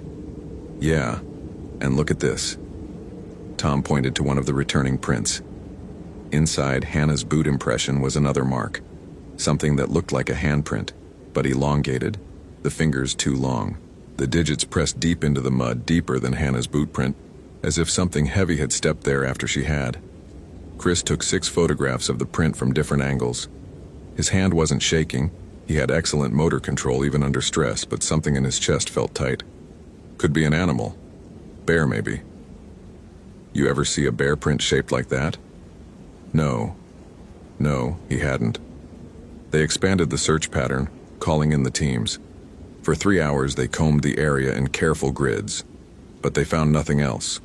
No more tracks, no signs of struggle, no indication that Hannah Doyle had ever existed beyond that inexplicable trail that led nowhere, and the camp she'd abandoned. By 4 p.m. the light was failing under the canopy, and Chris called off the search until morning. Back at the station, he couldn't let it go. While Tom coordinated with the sheriff's department and Hannah's family, Chris opened his database and started searching. Disappearances in the Hoh River watershed, past 20 years. The system pulled 17 cases. He filtered for unresolved, got 8. Filtered for similar circumstances, experienced hikers, camps left intact, no clear cause. 3 cases. He printed the files and spread them across his desk. 1997, Michael Sorensen, 31, solo backpacker. Camp found at mile marker 6. 2 tent standing, food intact. Tracks led into forest and terminated. Case closed as presumed accidental death, body never recovered. 2002, Rebecca and Thomas Klein, married couple, both 45. Camp found at mile marker 5.8, both tents properly secured. No signs of struggle. Tracks for both individuals led away from camp in different directions, both trails ending without explanation. Case closed as double fatality, bodies never recovered. 2006, David Chen, 28, experienced wilderness guide, camp at mile marker 7.1. Identical pattern, camp intact, tracks leading away and stopping, body never recovered. Chris stared at the files. The pattern was there, undeniable. Every 5 or 6 years, someone disappeared from the Hoh River Trail corridor in exactly the same way. Experienced hikers, intact camps, tracks that terminated, and now Hannah Doyle made 5. He opened a browser window on his computer and started searching for anything that might explain it. Geological anomalies, historical incidents, local folklore. The dial-up connection was slow, and he had to be patient while pages loaded. Most of what he found was standard Pacific Northwest material, Sasquatch sightings, which he dismissed immediately, and Native American legends about forest spirits, which were interesting but didn't match the specifics. Then he found something else, a scanned archive from the Forks Forum, the local newspaper, dated August 1952. The article was about a logger named Eugene Dalka, who'd gone missing in the Hoh watershed. According to the report, Dalka had been a Romanian immigrant who'd worked at one of the old logging camps near the river. He'd been found dead 3 days after disappearing, his body discovered in a shallow grave he'd apparently dug himself. The coroner's report noted unusual deterioration of the remains inconsistent with time elapsed, and evidence of self-inflicted wounds suggesting psychological break. But it was the quoted statement from Dalka's supervisor that caught Chris's attention. Gene kept saying something was following him from the old country, said he'd done something back in Romania, violated some kind of tradition, and now it had found him. He talked about needing to bury himself before it got worse. We thought he'd lost his mind. Chris kept reading. Dalka had been from a village near Brasov in Transylvania. He'd emigrated in 1949, shortly after the communist takeover. The article mentioned that other Romanian immigrants in the area had refused to help search for him, claiming he was Strigoi, which the article translated as a kind of vampire or revenant from Romanian folklore. Chris's rational mind wanted to dismiss it. Superstition, cultural artifact, nothing to do with missing hikers in 2008. But his analytical mind kept circling back to the pattern. Eugene Dalka had gone missing in the Ho watershed in 1952. And every 5 or 6 years since, someone else vanished in exactly the same way. What if it wasn't a coincidence? He found himself searching for information about Strigoi. Most of what came up was modern vampire fiction, but he dug deeper, finding academic sources and folklore databases. According to Romanian tradition, Strigoi were the restless dead who rose from their graves with purpose and intelligence. Unlike Western vampire myths, Strigoi weren't necessarily predatory in the Gothic sense. They returned to resolve unfinished business, to drain the life force from those they'd known, to enact revenge or complete tasks left undone. They were said to be able to move unseen, to make people forget, to create confusion and missing time. They could appear as mist or shadow.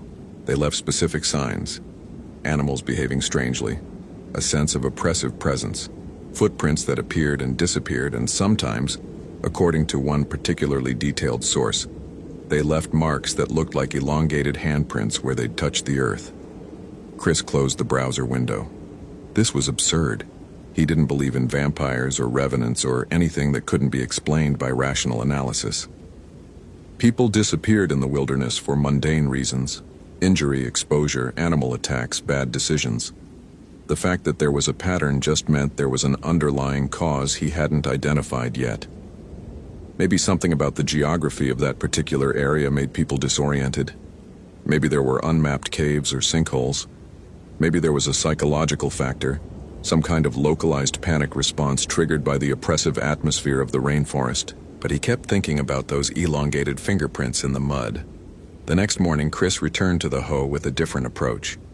Instead of searching for Hannah, he was searching for the pattern itself.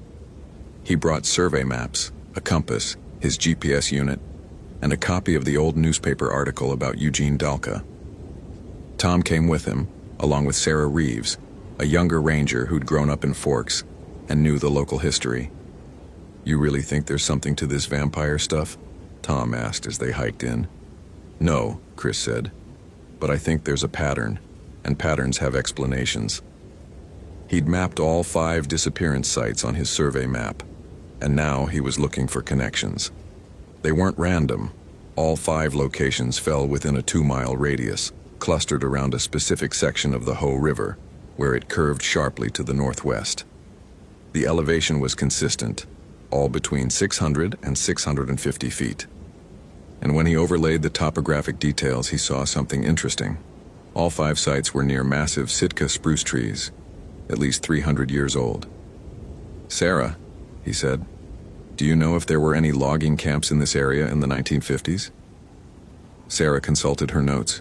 She'd done research on Olympics logging history for a presentation. "Yeah, actually.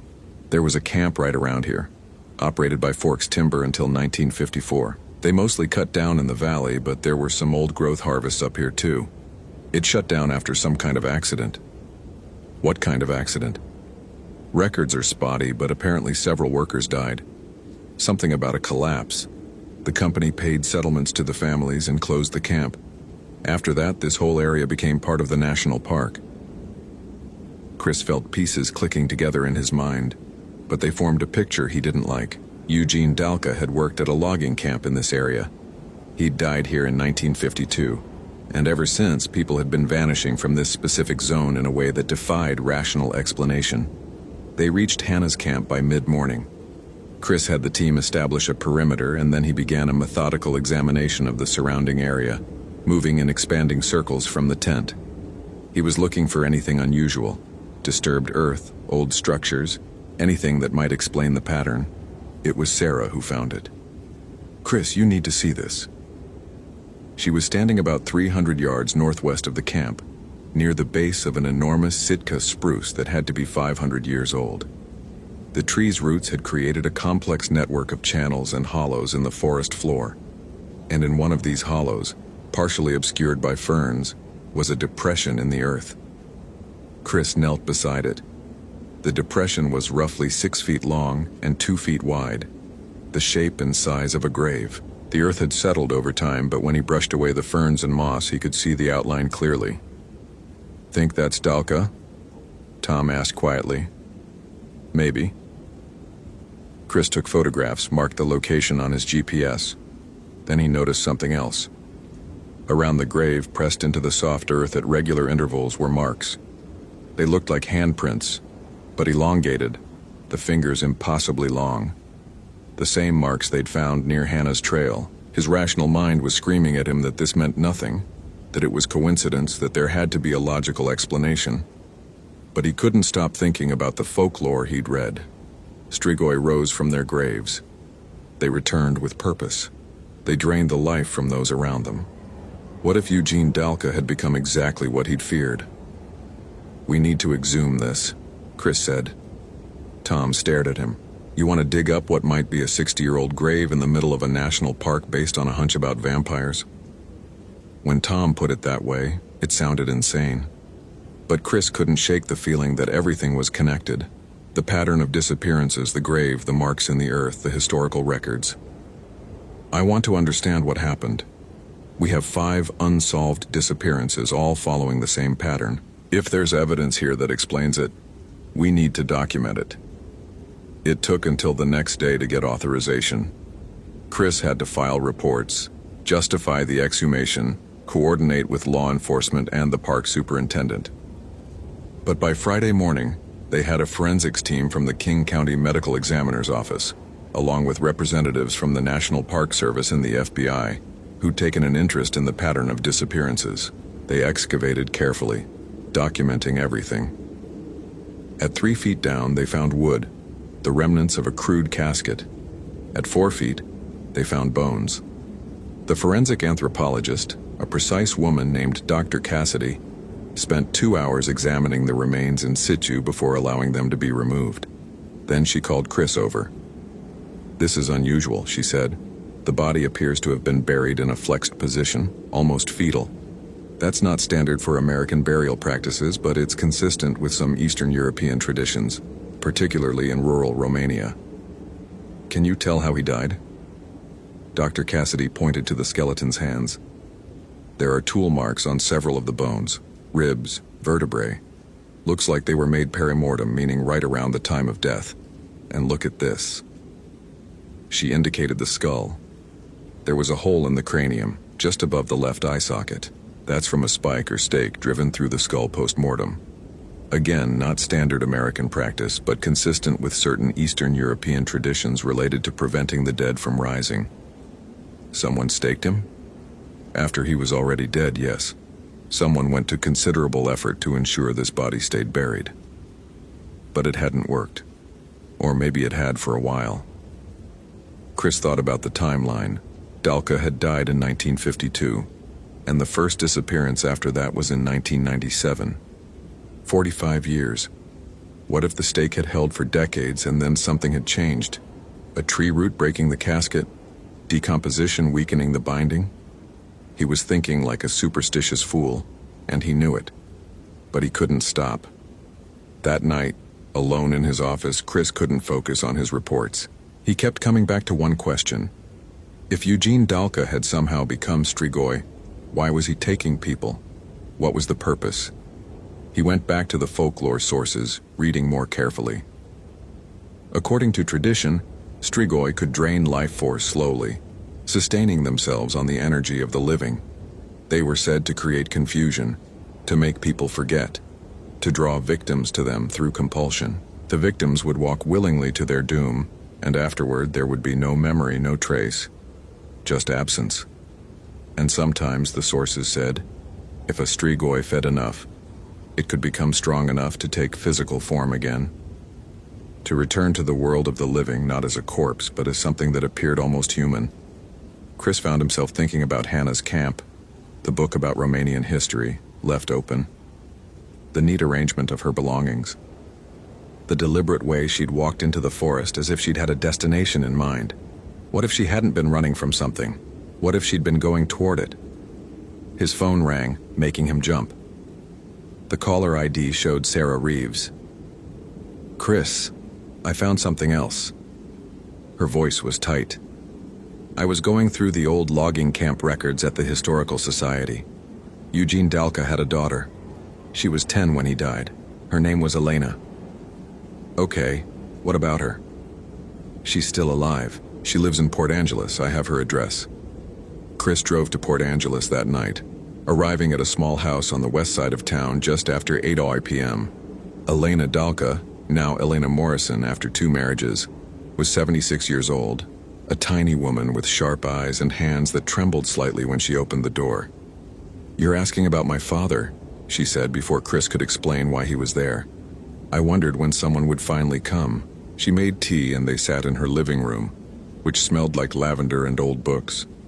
On the walls were photographs, family pictures, vacation snapshots, the ordinary documentation of a long life. But in one frame on the mantel was an old black and white photograph of a man in work clothes standing in front of a massive tree. "That's him," Elena said. "That was taken a month before he disappeared." Chris asked gentle questions, and Elena answered with the careful precision of someone who'd been waiting a long time to tell this story. "My father was a good man," she said, "but he was haunted. He came to America to escape something, but he believed it had followed him. He talked about things from the old village, traditions, curses. My mother told me to ignore it, said he was just superstitious. But after he died, I started to understand." "Understand what?" Elena looked at him for a long moment. "My father killed someone back in Romania. It was during the war. A man who'd collaborated with the fascists, who'd betrayed the village to the Iron Guard. My father and some other men hanged him. It was vigilante justice, but everyone agreed the man deserved it. What they didn't know was that this man was Strigoi Viu, a living witch, someone who practiced the old dark rites. And the tradition said that if you killed someone like that without the proper rituals, without burning the heart and scattering the ashes, they would return. Not right away, but eventually. And they would take everything from you. Your father believed this man came back? He knew it. He could feel it following him, even across the ocean. That's why he tried to bury himself. He thought if he died properly with the rituals, it might stop. But it didn't work. Because he'd done it wrong, don't you see? He'd violated the traditions, and there was no way to fix it." Chris felt cold, despite the warmth of the room. "Mrs. Morrison, 5 people have disappeared near where your father died, all of them in the same way. Do you think—" "I think my father became the thing he feared," Elena said quietly. "I think he's out there, in the forest, and he's still trying to resolve what he did. He's taking people because he needs their life force. He's trying to become strong enough to return to finish something." "What something?" "The man he killed, Vasily Comenescu. That man had a granddaughter. She emigrated to America in the 1990s. I tried to warn her, but she didn't believe me. Said I was a crazy old woman." Chris's mouth felt dry. "What was her name?" "Hannah. Hannah Doyle. She changed her surname, but her maiden name was Comenescu." The room tilted. Everything he'd been trying to rationalize, every logical explanation he'd been clinging to, crumbled. Hannah hadn't been a random victim. She'd been the target all along. Eugene Dalka had been drawing strength from other victims, other lives, building up power for decades so that he could finally take the one life that mattered, the descendant of the man he'd murdered. "Where is she?" Chris asked. If he took her, where would he take her? Elena's eyes were wet. To his grave. That's where Strigoi strongest. That's where he'd complete the ritual. Chris was out of the house and calling Tom before his rational mind could reassert control. Part of him was screaming that this was insane, that he was chasing folklore and superstition. But a larger part, the part that had seen the evidence, mapped the pattern, examined the inexplicable, knew that every other explanation had failed. They assembled a team and returned to the Hoe at first light. Chris led them directly to the gravesite where the forensics team had excavated. But when they arrived, the excavation had been disturbed. The tarp they'd placed over the site was torn away. The earth around the grave was freshly churned, as if something had clawed its way out from below. And there were boot prints, Hannah's distinctive Vask tread, leading away from the grave toward the river. She's alive, Chris said. We need to find her now. They followed the tracks. For the first time, the trail didn't vanish. It led them through dense forest, over fallen logs, through stands of ferns and Devil's Club, always trending toward the sound of running water. After 40 minutes of hard hiking, they emerged at a bend in the Hoe River where the water ran dark and fast over ancient stones. Hannah Doyle was standing in the shallows. She was alive, but something was wrong. She stood motionless, knee-deep in the river, staring at the far bank. Her clothes were filthy, torn. Her face was pale, her eyes vacant. She looked like she'd been awake for days. "Hannah," Chris called, starting toward her. She didn't react. He waded into the river, the cold water shocking against his legs. When he reached her, he touched her shoulder gently. She turned to look at him and her eyes were empty, as if she wasn't really seeing him. "He's coming," she whispered. "He's been feeding on me, taking little pieces every night. He showed me what happened, what my grandfather did to his village. He wants me to understand before he finishes." "We're getting you out of here," Chris said, trying to keep his voice steady. "You don't understand. You can't fight him. He's not alive. He's not dead. He's something in between." Movement on the far bank caught Chris's eye. There, standing in the shadow of the trees, was a figure. It looked like a man, tall, gaunt, dressed in rotted work clothes that might have been from the 1950s. But there was something wrong with its proportions, its movements. It swayed slightly as if caught in a wind that didn't exist. The figure raised one hand. Its fingers were too long, the joints bending in too many places. Chris felt something pulling at him, a compulsion to walk toward the figure, to wade across the river and join it in the shadows. He heard Tom shouting behind him, heard the other rangers calling, but their voices seemed distant, unimportant. All that mattered was reaching the figure, understanding what it wanted to show him. Then Sarah Reeves was beside him, grabbing his arm. "Chris, don't look at it. That's how it gets you. It makes you want to come." He tore his eyes away and the compulsion broke like a snapped thread. He grabbed Hannah and started pulling her back toward shore. She resisted at first, then seemed to collapse, becoming dead weight in his arms. Tom helped him drag her onto the bank while Sarah and the other rangers formed a line between them and the river. The figure on the far bank didn't cross the water. It just stood there, watching. Chris could see its face now, or what was left of it. The skin was gray and taut, the eyes sunken but still somehow aware.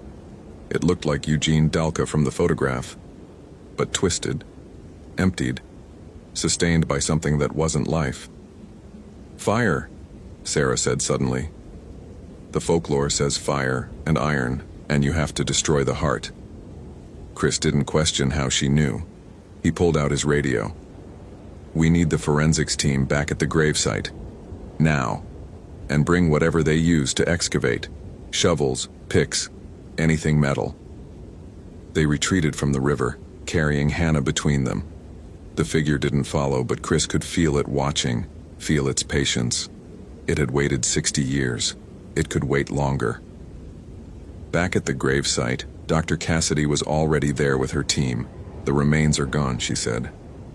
"Everything from the chest cavity down is just missing, like something pulled itself out." "The heart," Chris said. Is the heart still there? I don't know. We'd have to search. Then search. Find it. Now. It took 20 minutes. They sifted through the disturbed earth around the grave, finding fragments of bone, scraps of clothing. And then Dr. Cassidy called out. She was holding something wrapped in rotted fabric. A dark, desiccated mass about the size of a fist. This is cardiac tissue, she said. Remarkably well preserved considering. But how did you know? We need to burn it, Chris said. And we need to do it now. The forensics team protested. This was evidence. It needed to be processed, documented. But Chris wasn't listening anymore. He took the heart from Dr. Cassidy, carried it to a clear area of forest floor, and built a fire.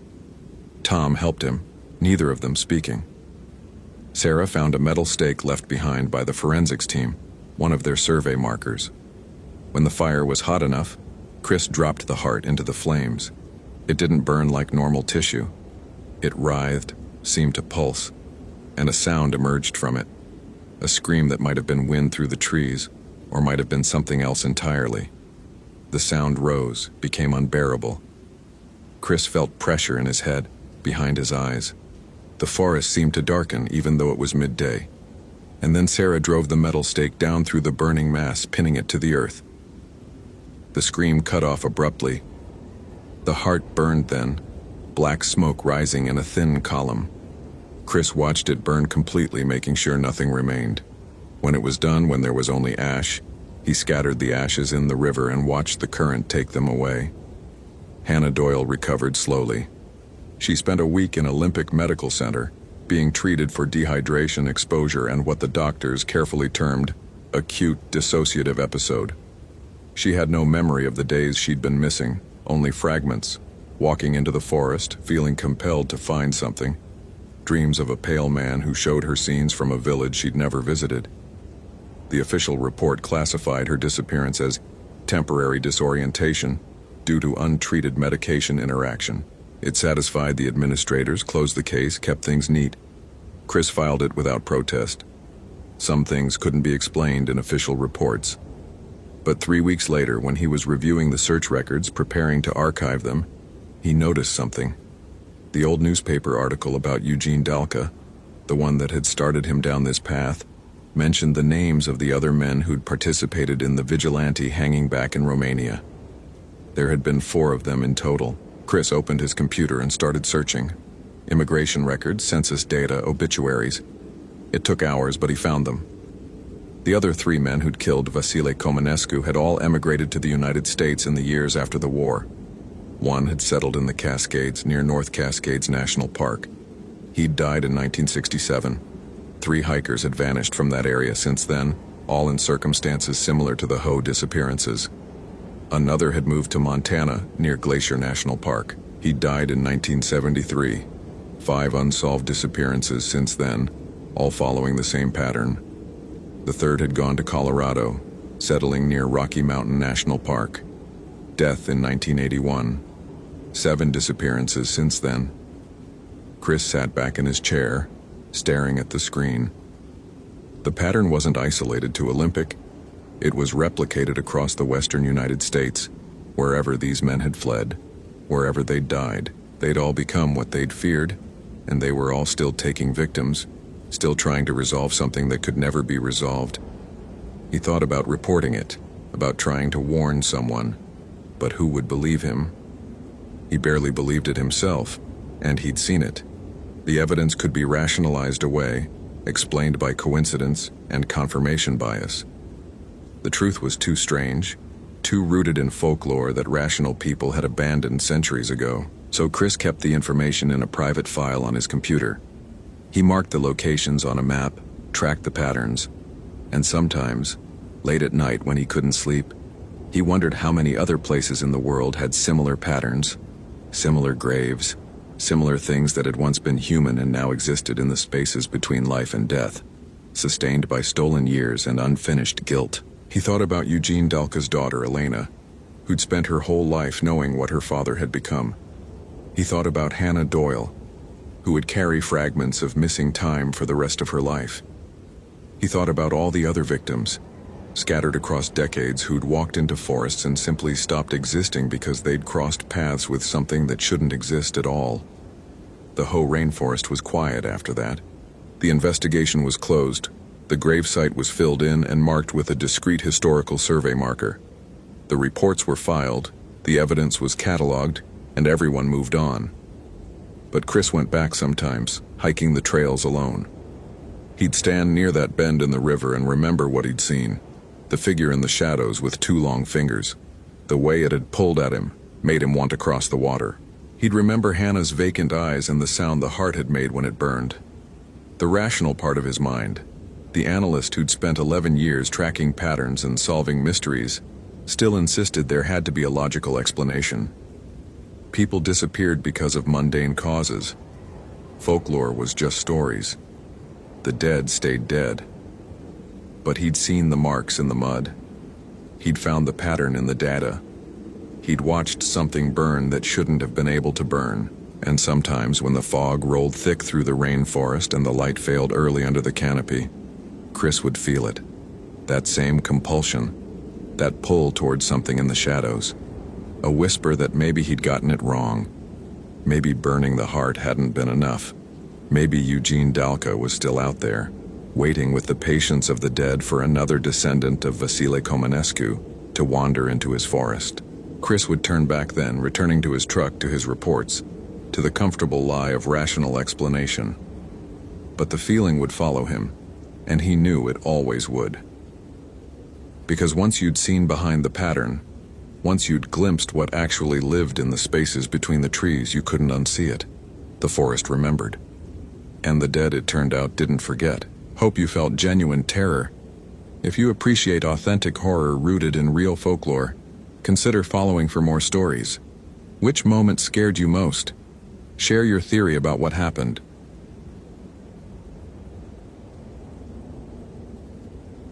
The spot beacon alert came through at 3:47 p.m. on October 9, 2015, and Rob Miller was moving within 6 minutes. 28 years as a ranger at Glacier National Park had taught him that response time was everything in the high country, especially this late in the season when weather could turn a situation from bad to fatal in under an hour. Jessica Torres, 19 years old, solo hiker, 3-day permit for the Ptarmigan Tunnel backcountry area. Her beacon was pinging from 6,800 feet on the north face of Iceberg Peak, well above the maintained trails. The SOS signal showed critical emergency, not just a request for help. Rob had seen enough rescues to know the difference. His partner, Ken Yazzie, was down in Kalispell getting stitches after a run-in with a panicked elk, which meant Rob was heading up alone. He didn't mind. He'd done solo extractions before, knew these mountains better than the scars on his hands, and prided himself on being able to haul an injured hiker down from altitude faster than most teams half his age. At 52, Rob Miller was still the ranger they called when things got serious. He loaded his pack with the efficiency of muscle memory: medical trauma kit, litter components, climbing rope, carabiners, emergency bivy, extra layers, headlamp, batteries. His Garmin InReach satellite communicator went on his chest harness, fully charged. The departmental radio clipped to his shoulder. He'd already checked the weather service, clear until nightfall, then a front moving in from Canada that might bring the season's first serious snow. He had maybe 5 hours of good light. Rob's truck made it 3 miles up the fire road before the grade got too steep. He parked, shouldered the 65-pound pack without a grunt, and started hiking at the aggressive pace that had made him a legend among younger rangers who couldn't keep up.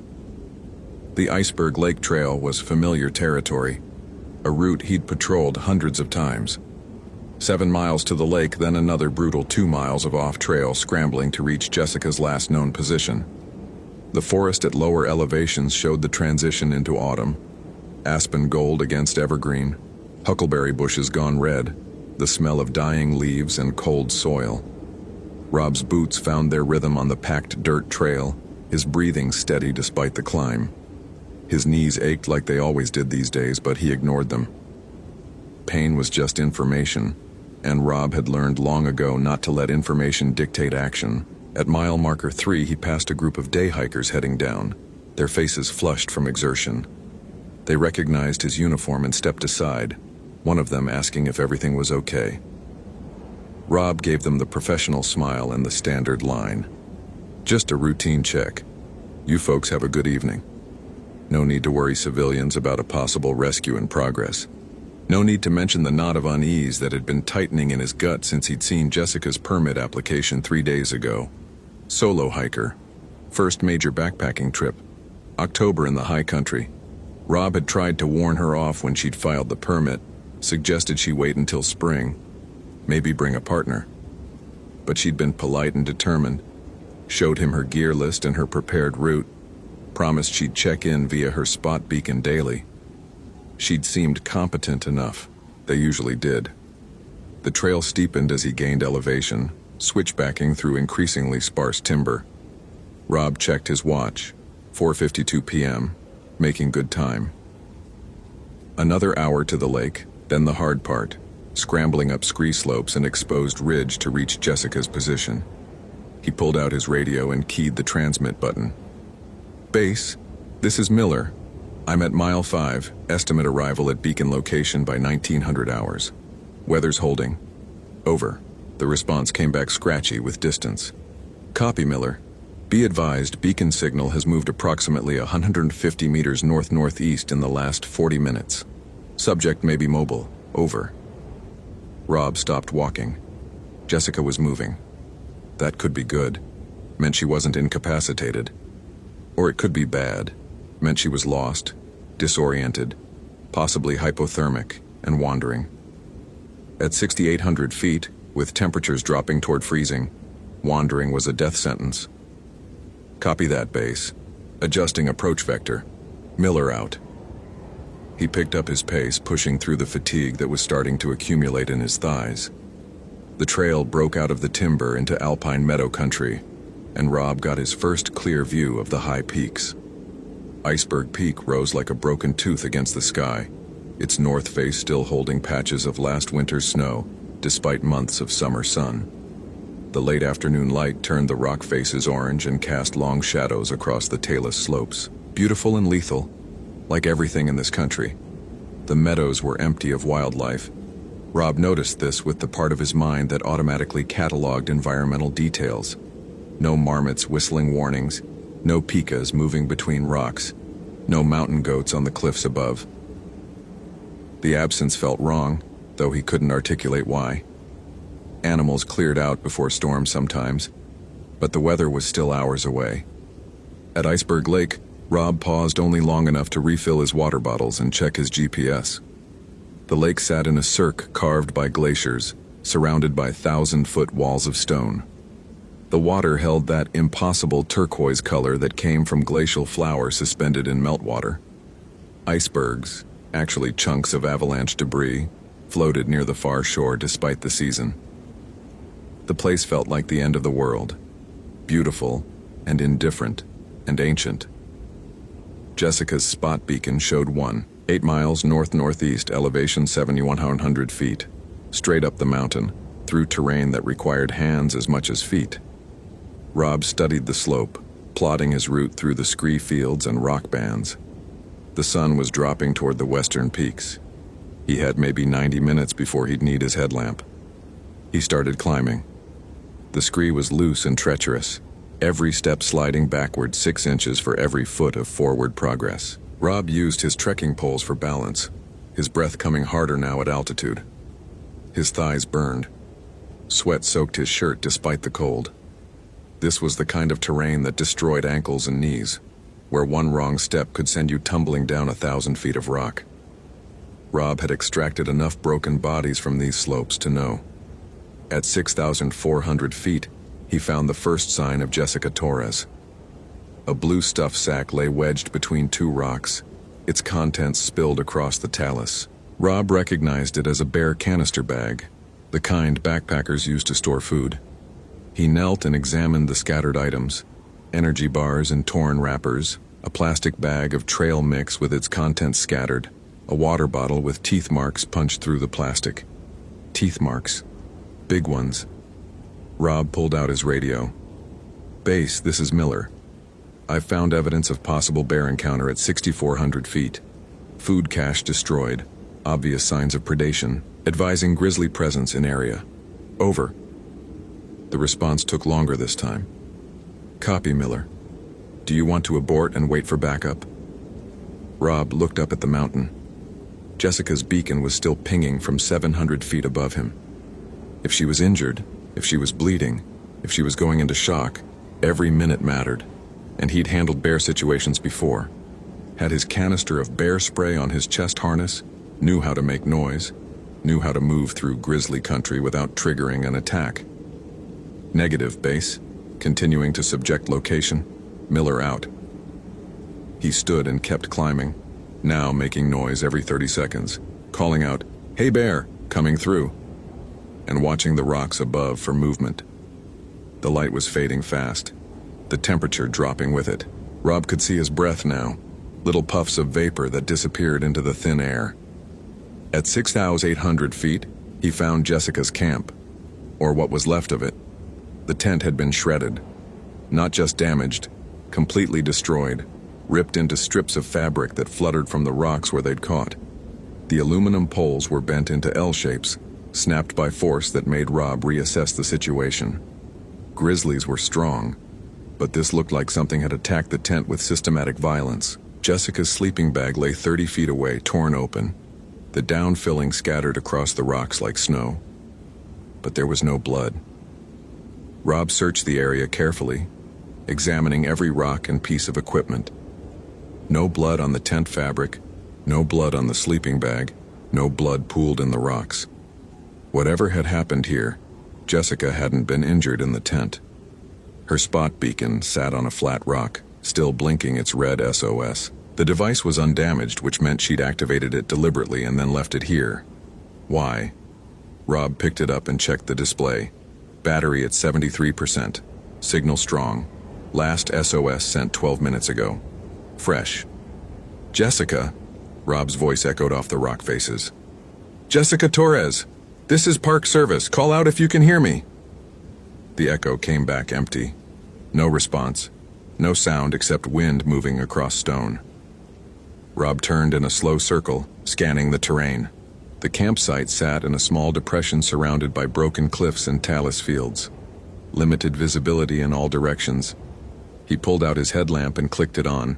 The sun had dropped behind the western peaks, and the light was failing fast. Shadows filled the spaces between rocks, turning every gap into a potential hiding spot. His radio crackled. Miller, this is base. We're showing the beacon signal stationary. Have you located the subject? Negative. I found her campsite. Evidence of severe bear damage, but no sign of the hiker. No blood, no... Base, this doesn't track right. I'm going to do a radius search. Copy. Be advised, weather front has accelerated. Snow expected within 2 hours. Rob checked the sky. The clouds were building from the north, piling up against the mountains in a wall of gray-black that promised serious weather. He needed to find Jessica fast. If she was injured and exposed, she wouldn't survive a night of October snow at 7,000 feet. Jessica, he called again louder. If you can hear me, stay where you are. I'm here to help. Make noise. And then, from somewhere above him in the rocks, he heard her voice. Help, please, I'm up here. Rob's head snapped toward the sound. It had come from maybe 100 feet above, from a band of cliffs that rose into the gathering darkness. He couldn't see anyone, but the voice had been clear. Young, frightened. Jessica, keep talking, I'm coming to you. Hurry, please hurry, it's following me. Rob started scrambling up the slope, using his hands to pull himself over boulders, his headlamp beam bouncing crazily across the rocks. Adrenaline pushed back the fatigue. If she was mobile and talking, she wasn't critical. And if something was following her, bear, mountain lion, whatever, his presence would scare it off. Animals feared humans. Animals ran from noise and light. Keep talking, Jessica. I need to hear your voice. I'm scared. I can't, please. It won't leave me alone. Her voice was coming from higher up, maybe 7,200 feet now. Rob climbed faster, his breath ragged, his legs screaming. The rocks were loose under his boots. Twice he nearly fell, catching himself at the last second. His radio slipped from his shoulder and clattered down the slope, disappearing into the darkness below. Didn't matter. He'd get Jessica, get her down to the lower campsite, call for helicopter extraction at first light. "I'm almost there. Just keep..." Rob stopped. Jessica's spot beacon was still in his hand. He could feel it, solid and real, blinking against his palm. He'd picked it up from her campsite. It was here, with him. But Jessica's voice was calling from above. The rational part of Rob's mind, the part that had kept him alive through 28 years of mountain rescues, locked down hard on this contradiction. Spot beacons were mandatory for solo hikers. If Jessica had activated her emergency beacon and then left it behind, she would have said so, would have told him she'd dropped it, lost it, something. But the voice calling from above was asking for help, was claiming to be running from something, wasn't mentioning the beacon at all. Rob clicked off his headlamp. In the sudden darkness, his eyes adjusted slowly. The stars were starting to emerge between gaps in the clouds. And in that starlight, Rob saw something moving on the cliff above him. It was tall. Too tall. Probably 7 feet, maybe more, though the angle and distance made it hard to judge. And it was thin, impossibly thin, like something that had been starved until only bones remained inside loose skin. It moved with a stuttering, jerking motion as if its joints worked in directions joints shouldn't work. And as Rob watched, frozen, his hand tightening around the spot beacon, the thing opened its mouth. "Help! Please! I'm up here!" Jessica's voice came from the thing's mouth, perfect in tone and inflection, exactly as he'd heard it before. Rob's training fractured. Everything he knew about wildlife behavior, about rescue operations, about how the natural world worked, all of it collided with sensory input his brain couldn't process. The thing wasn't human, wasn't a bear, wasn't any animal he could name. It was something else.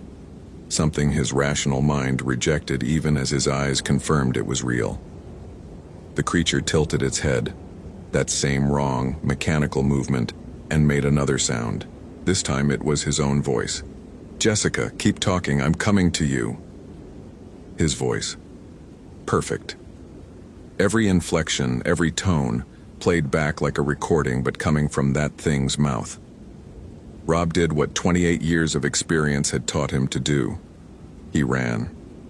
Not down the mountain. Down was where his radio had fallen. Down was where he'd have to navigate in darkness through unstable talus. Instead, he ran laterally, scrambling across the slope toward a band of cliffs he remembered from his ascent. There were caves there, small ones, places a human could wedge into that something 7 feet tall couldn't follow. His headlamp stayed off. Darkness was his ally now. Darkness hid him. Behind him he heard sounds. Not footsteps, not animal pursuit. A scraping, scratching noise like antlers against bark or bones against stone, moving fast, impossibly fast across terrain that had taken Rob hours to climb. And then Jessica's voice again, closer. "I'm scared. I can't. Please, it won't leave me alone." The cave mouth appeared in his headlamp beam. He'd turned it back on for just a second to locate it, and Rob dove inside. The opening was maybe 3 feet wide, 2 feet tall. He had to crawl. The space inside was larger, enough to sit up in, but the entrance was the bottleneck. Nothing large could get through easily. Rob wedged himself into the back of the cave, pressing against cold stone, his chest heaving. He fumbled for his bear spray, got it in his right hand with his thumb on the trigger. His left hand still clutched Jessica's spot beacon. The light from its blinking LED cast red flashes across the cave walls. Outside, the scraping sound stopped. Rob held his breath, listened, heard his own pulse thundering in his ears, heard wind across rock, heard nothing else. Then he heard breathing. It came from just outside the cave entrance, a wet, rattling sound like air moving through a throat full of fluid. In, out, regular and patient, waiting. Rob's hand shook. The bear spray would work at close range, 16 feet, 2-second burst, enough capsaicin to stop a grizzly charge. But this wasn't a grizzly. This was something else, something that mimicked voices, something that moved like a broken puppet, something that shouldn't exist. The breathing stopped. A hand reached into the cave entrance. Rob's headlamp beam caught it for just a second before he clicked the light off in pure instinct. But that second was enough. The hand, if it was a hand, had fingers too long, too thin, ending in black nails or claws that scraped against stone. The skin was gray-white, stretched tight over bones that were visible beneath it. And it was reaching, searching, fingers flexing and extending like a spider's legs, feeling for him in the darkness. Rob pressed harder against the back wall. The cave was maybe 6 feet deep. The hand was already 3 feet inside. Those fingers could touch him if they extended another 3 feet. And they were extending, impossibly telescoping, joints bending in the wrong directions. He sprayed. The bear spray erupted from the canister in a thick orange cloud, filling the small cave entrance. Rob heard something recoil, heard a sound that might have been pain, or surprise or anger, a high keening that made his teeth ache. The hand withdrew, fast, scraping against rock hard enough to leave marks. Then silence. Rob waited. 5 minutes. 10. The bear spray dissipated slowly in the still air, making his own eyes water even from the back of the cave. He didn't move, didn't breathe loudly. Just waited, bear spray canister ready, every nerve screaming. After 20 minutes, he risked turning on his headlamp. The cave entrance was empty. No hand, no creature, just the opening, and beyond it the darkness of the mountain night. Rob could see stars now between the clouds. The temperature had dropped further. He could see frost forming on the rocks near the cave mouth. His radio was gone, dropped somewhere on the slope below. His spot beacon, Jessica's beacon, was still in his hand. He could activate it, send his own SOS, but that would bring other rangers up the mountain. Would bring Ken or Rachel or one of the younger guys, would bring them into the range of whatever that thing was. The thing that mimicked voices, the thing that moved wrong, the thing that had destroyed Jessica's camp and done something to Jessica herself. Jessica. Rob's mind, still trying to maintain some framework of rationality, went to the worst conclusion. She was dead. That thing had killed her, had learned her voice the way it had learned his, was using her voice to lure others, had probably used other voices before. How many missing hikers over the years? How many unexplained disappearances in the high country, written off as falls or bear attacks or simply vanished without a trace? Rob had studied park history, knew the numbers. In the summer of 1967, 3 hikers had disappeared in this exact area. The Lost Creek Expedition, they'd called it, though this wasn't near Lost Creek. The Park Service had searched for 2 weeks, found nothing. No bodies, no equipment, no sign of what had happened. The case had gone cold, and eventually been attributed to a combination of bad weather and poor judgment. But what if it hadn't been weather? What if something else had found them? The thought opened doors in Rob's mind he desperately wanted to keep closed. Because if something was up here, something that killed hikers, something that had been killing hikers for at least 48 years, then everything he knew about these mountains was a lie. Every time he'd told families that their loved ones had fallen or gotten lost or succumbed to exposure, had he been wrong? Had something been hunting them? A sound echoed across the rocks. Rob's head turned toward the cave entrance, his hand tightening on the bear spray. The sound came again, clearer this time. Singing. Not words. Not any language Rob recognized. Just a melody, high and wordless, rising and falling in patterns that hurt something deep in his brain. The kind of sound that felt old, primordial, like it came from a time before humans had language. And underneath the melody, Rob heard other things. Wind, but not wind. Movement, but not footsteps. The sense of something large circling his position, patient, waiting for him to make a mistake. He checked his watch. 7:23 p.m. The front was due to hit within the hour. Once the snow started, visibility would drop to nothing. Temperature would plummet. He had maybe 40 minutes to make a decision. Stay in the cave and hope the thing lost interest or make a run for lower elevation in the last remaining visibility. Staying meant surviving the night in a cave at 7,000 feet without a sleeping bag, without insulation, in temperatures that would drop below 20 degrees. Possible, but miserable and dangerous. Running meant exposing himself on open talus in darkness, meant descending through grisly country, meant moving when that thing could be anywhere. Rob had spent 28 years telling people to stay put when lost. Don't wander, don't panic, wait for rescue. But rescue wasn't coming. Nobody knew he was in trouble.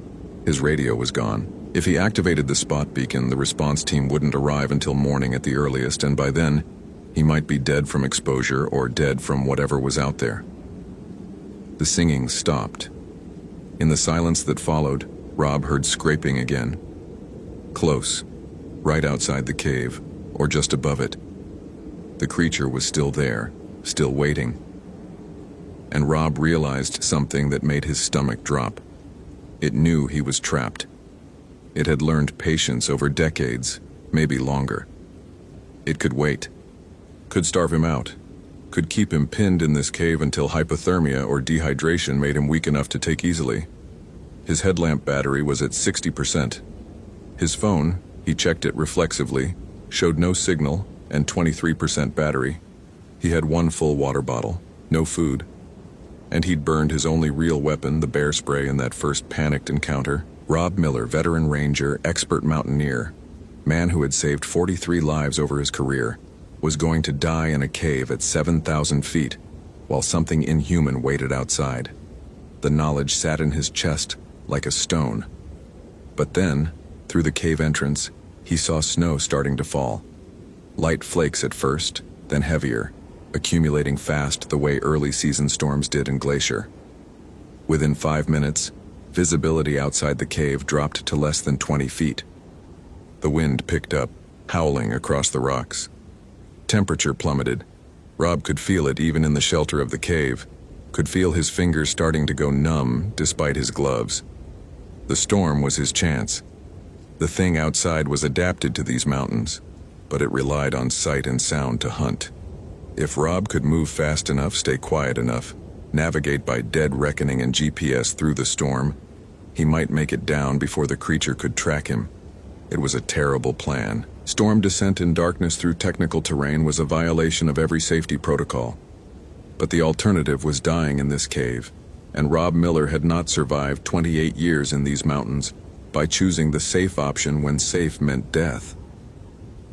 He stuffed the spot beacon into his jacket pocket, clicked off his headlamp to preserve battery, and crawled toward the cave entrance. Snow was already accumulating on the rocks, covering the landscape in white. The wind drowned out most other sounds. No singing, no scraping, just the roar of storm. Rob emerged from the cave low and fast, already moving downslope before his eyes could fully adjust. He used his hands as much as his feet, scrambling over snow-slick rocks, following the general downward slope. His GPS unit showed his position as a blue dot against terrain lines, but the screen was hard to read in the blowing snow. He aimed for lower elevation, for the tree line he knew was somewhere below, for anything that wasn't this exposed alpine hell. A shape moved in the storm to his left. Rob changed direction without thinking, veering right, his boots slipping on ice-glazed rock. His knee hit stone hard enough to send pain shooting up his leg. He ignored it, kept moving, half running, half falling down the mountain. The shape paced him. He could see it in his peripheral vision. A darker darkness in the storm. 7 feet tall and moving with that stuttering, impossible gait. It was faster than him on this terrain. Faster than anything should be. But it wasn't attacking. Not yet. It was hurting him, Rob realized. Pushing him in a specific direction, away from the route he'd climbed up, toward something else. Rob planted his feet and changed direction hard, cutting back the way he'd come even though it meant moving upgrade briefly. The shape altered course to follow, but Rob had gained 20 feet of separation. He used it, scrambling over a boulder field that he never would have attempted in daylight, relying on luck and momentum and 28 years of mountain experience that told him how to read terrain even when he couldn't see it. His boot caught on something and he went down hard, rolling, his pack slamming into his spine. He slid 15 feet down a scree slope and fetched up against a rock outcrop that knocked the air from his lungs. For a moment, he couldn't move. couldn't breathe, could only lie in the snow trying to remember how to make his diaphragm work. The shape appeared at the top of the slope. Rob could see it clearly now despite the storm, backlit by some quality of the snow that made dark things stand out against white. It was emaciated, impossibly thin, its ribcage visible through skin that looked like leather stretched over bones. Its arms hung too long at its sides. Its head, Rob's mind tried to reject what he was seeing, tried to make it make sense, but couldn't. The head was crowned with antlers, massive ones, elk or moose, but wrong, growing from the skull in ways that antlers didn't grow. And its eyes reflected the snowlight like an animal's eyes, except they were the wrong color, a yellow-green that didn't exist in nature. This was what had killed Jessica Torres, had killed the Lost Creek expedition in 1967, had probably killed others, over years, over decades, luring them with familiar voices, herding them into places where they couldn't escape, taking them one by one in the high country where nobody would find the bodies until they were scattered bones among scattered rocks. The creature opened its mouth and spoke with Rob's dead wife's voice. "Rob, come home. I miss you. Come home." Sarah had died 3 years ago. Cancer. Rob had held her hand in the hospital while she slipped away, had heard her last words, had carried that memory every day since. And now this thing, this impossible thing, was using her voice, was reaching into Rob's memory somehow, finding the sounds that would hurt the most, that would freeze him with grief and longing. Something broke in Rob Miller, not fear. He was already afraid, had been afraid since the moment he'd heard Jessica's voice coming from that antlered thing, not hope. He'd abandoned hope when he realized what he was facing. What broke was his attachment to living. Sarah was dead. His career was ending, his knees were shot, his back was failing. The younger Rangers were already faster and stronger. His daughter lived in Seattle and called twice a year. What exactly did he have to survive for? And once that calculation hit zero, Rob Miller stopped running. He stood up in the snow, facing the creature, and pulled out his knife. 6 inches of carbon steel, designed for cutting rope and processing firewood. Useless against something that size, that strength. But it was something. And if he was going to die on this mountain, he would die fighting, not running, not cowering in a cave waiting for the end. "Come on then," Rob said. His voice was steady. "Let's finish this." The creature tilted its head, that wrong, mechanical movement. Then it came down the slope. Fast. Faster than Rob's eyes could track. One moment it was 50 feet away. The next it was on him and Rob was swinging the knife. Felt it connect with something solid. Felt resistance and then blood. Black blood, thick like oil, spraying across the white snow. The creature recoiled, making that high, keening sound again. Rob pressed forward, slashing again, aiming for the throat, for anything vital. His knife connected twice more, opening wounds that bled black across gray skin. But the creature didn't slow, didn't fall. It grabbed Rob's arm. The hand around his wrist was cold, so cold it burned, and lifted him off the ground. Rob hung in the air, his boots kicking uselessly, his knife still clenched in his trapped hand. The creature brought him close to its face, and Rob saw details he would have paid any price not to see. The skin was covered in old scars, hundreds of them, crisscrossing in patterns that might have been ritual markings. The teeth were human once, but worn down to points, stained dark. The eyes had intelligence in them, malevolent and ancient and hungry. And then the creature spoke in a voice that was its own, not mimicked, not stolen. "Wichtigo. I am Wichtigo. I am the hunger that does not end. I was a man. I ate of man. Now I am this. Forever." The words were in English, but Rob understood them in a way that transcended language. This thing had been human once, had crossed a taboo so fundamental that it had transformed into something else. And in that transformation, it had become tied to these mountains, to the high country, to the places where humans came to test themselves against nature, and found instead something older than nature. The creature opened its mouth wide. Rob saw the throat beyond, saw darkness deeper than any cave, saw what waited for him if those jaws closed. He swung his knife one more time, blindly, desperately, and by pure luck struck the creature's wrist. The black blood sprayed across Rob's face, burning where it touched skin. The creature dropped him. Rob hit the snow and rolled, came up running, no longer caring about direction or strategy, just moving downslope, stumbling, falling, getting up, falling again. Behind him, the screaming started. Not his voice this time, not Sarah's. A sound that was purely inhuman, rage and pain and hunger mixed into something that made the storm winds seem quiet by comparison. Rob could hear it pursuing now. No longer subtle, no longer patient, just coming, fast and direct. The trees appeared out of the storm like salvation. Rob crashed into the tree line at full speed, branches whipping his face, his boots finding purchase in needles and soil instead of rock and ice. The forest meant cover, meant places to hide, meant... He stopped. He was standing in a clearing, a small one, maybe 40 feet across. And around the edges of that clearing, he saw markers, not flags or signs. Bones. Arranged in careful patterns, some old enough to be brown and weathered, some new enough to still have tissue clinging to them. Human bones. Dozens of sets, maybe hundreds. Rob had found its killing ground. And in the center of the clearing stood a cairn made from skulls. The screaming stopped.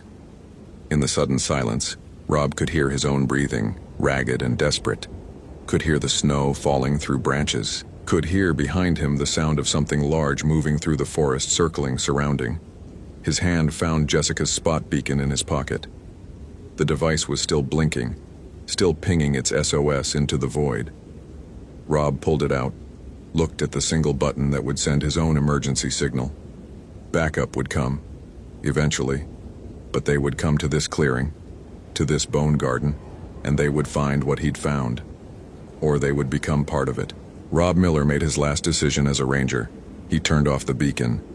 Nobody else needed to come up this mountain. Nobody else needed to face what he'd faced.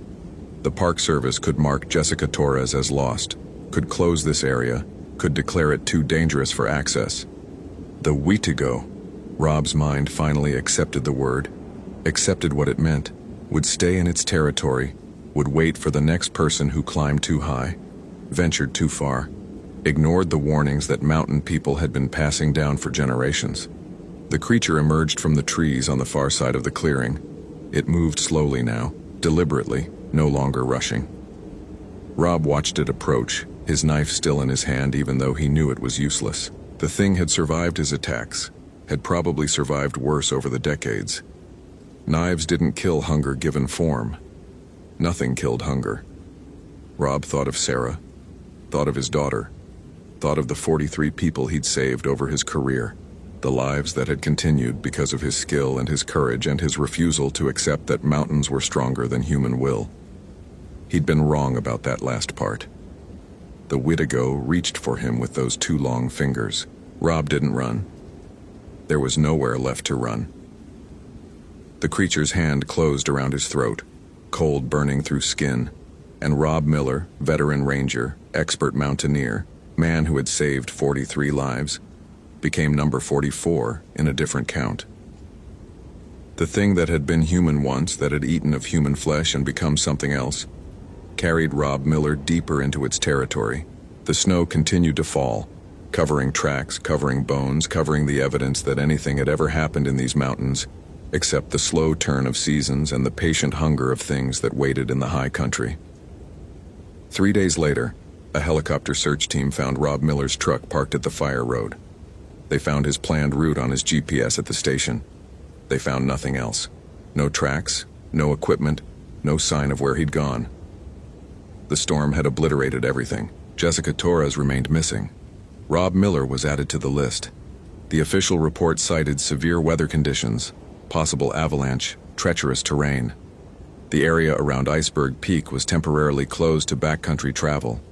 Eventually it would reopen. People would come. Some would climb too high, venture too far, and the Wetigo would be waiting, patient as stone, hungry as winter, using voices of the lost to call the living into darkness. Because some things that are created cannot be destroyed. Some hungers cannot be satisfied. And some places in the mountains belong to presences that were ancient when the glaciers carved these valleys, and will remain long after the glaciers return. The forest keeps its secrets, the high country keeps its dead, and in the bone clearing beneath Iceberg Peak, among the arranged skulls and scattered ribs, 2 more skeletons slowly weathered into the soil, becoming part of the mountain, becoming forgotten, becoming just another story that rangers tell to explain why some people never come home from the wilderness. Ken Yazzie, Rob's partner, retired 6 months later. He couldn't explain why, just said he'd lost his taste for the high country, said the mountains felt different now, said sometimes late at night he heard his friend's voice calling from outside his window, asking for help, asking him to come find him. He never did. Some calls he decided should not be answered. And in Glacier National Park, when October comes and the first snows dust the peaks, the rangers tell each other to stay below treeline. They don't say why, don't need to. They've all heard the stories, some old, some new, all ending the same way. The mountains are beautiful, the mountains are deadly, and sometimes the mountains are hungry. Hope you felt genuine terror.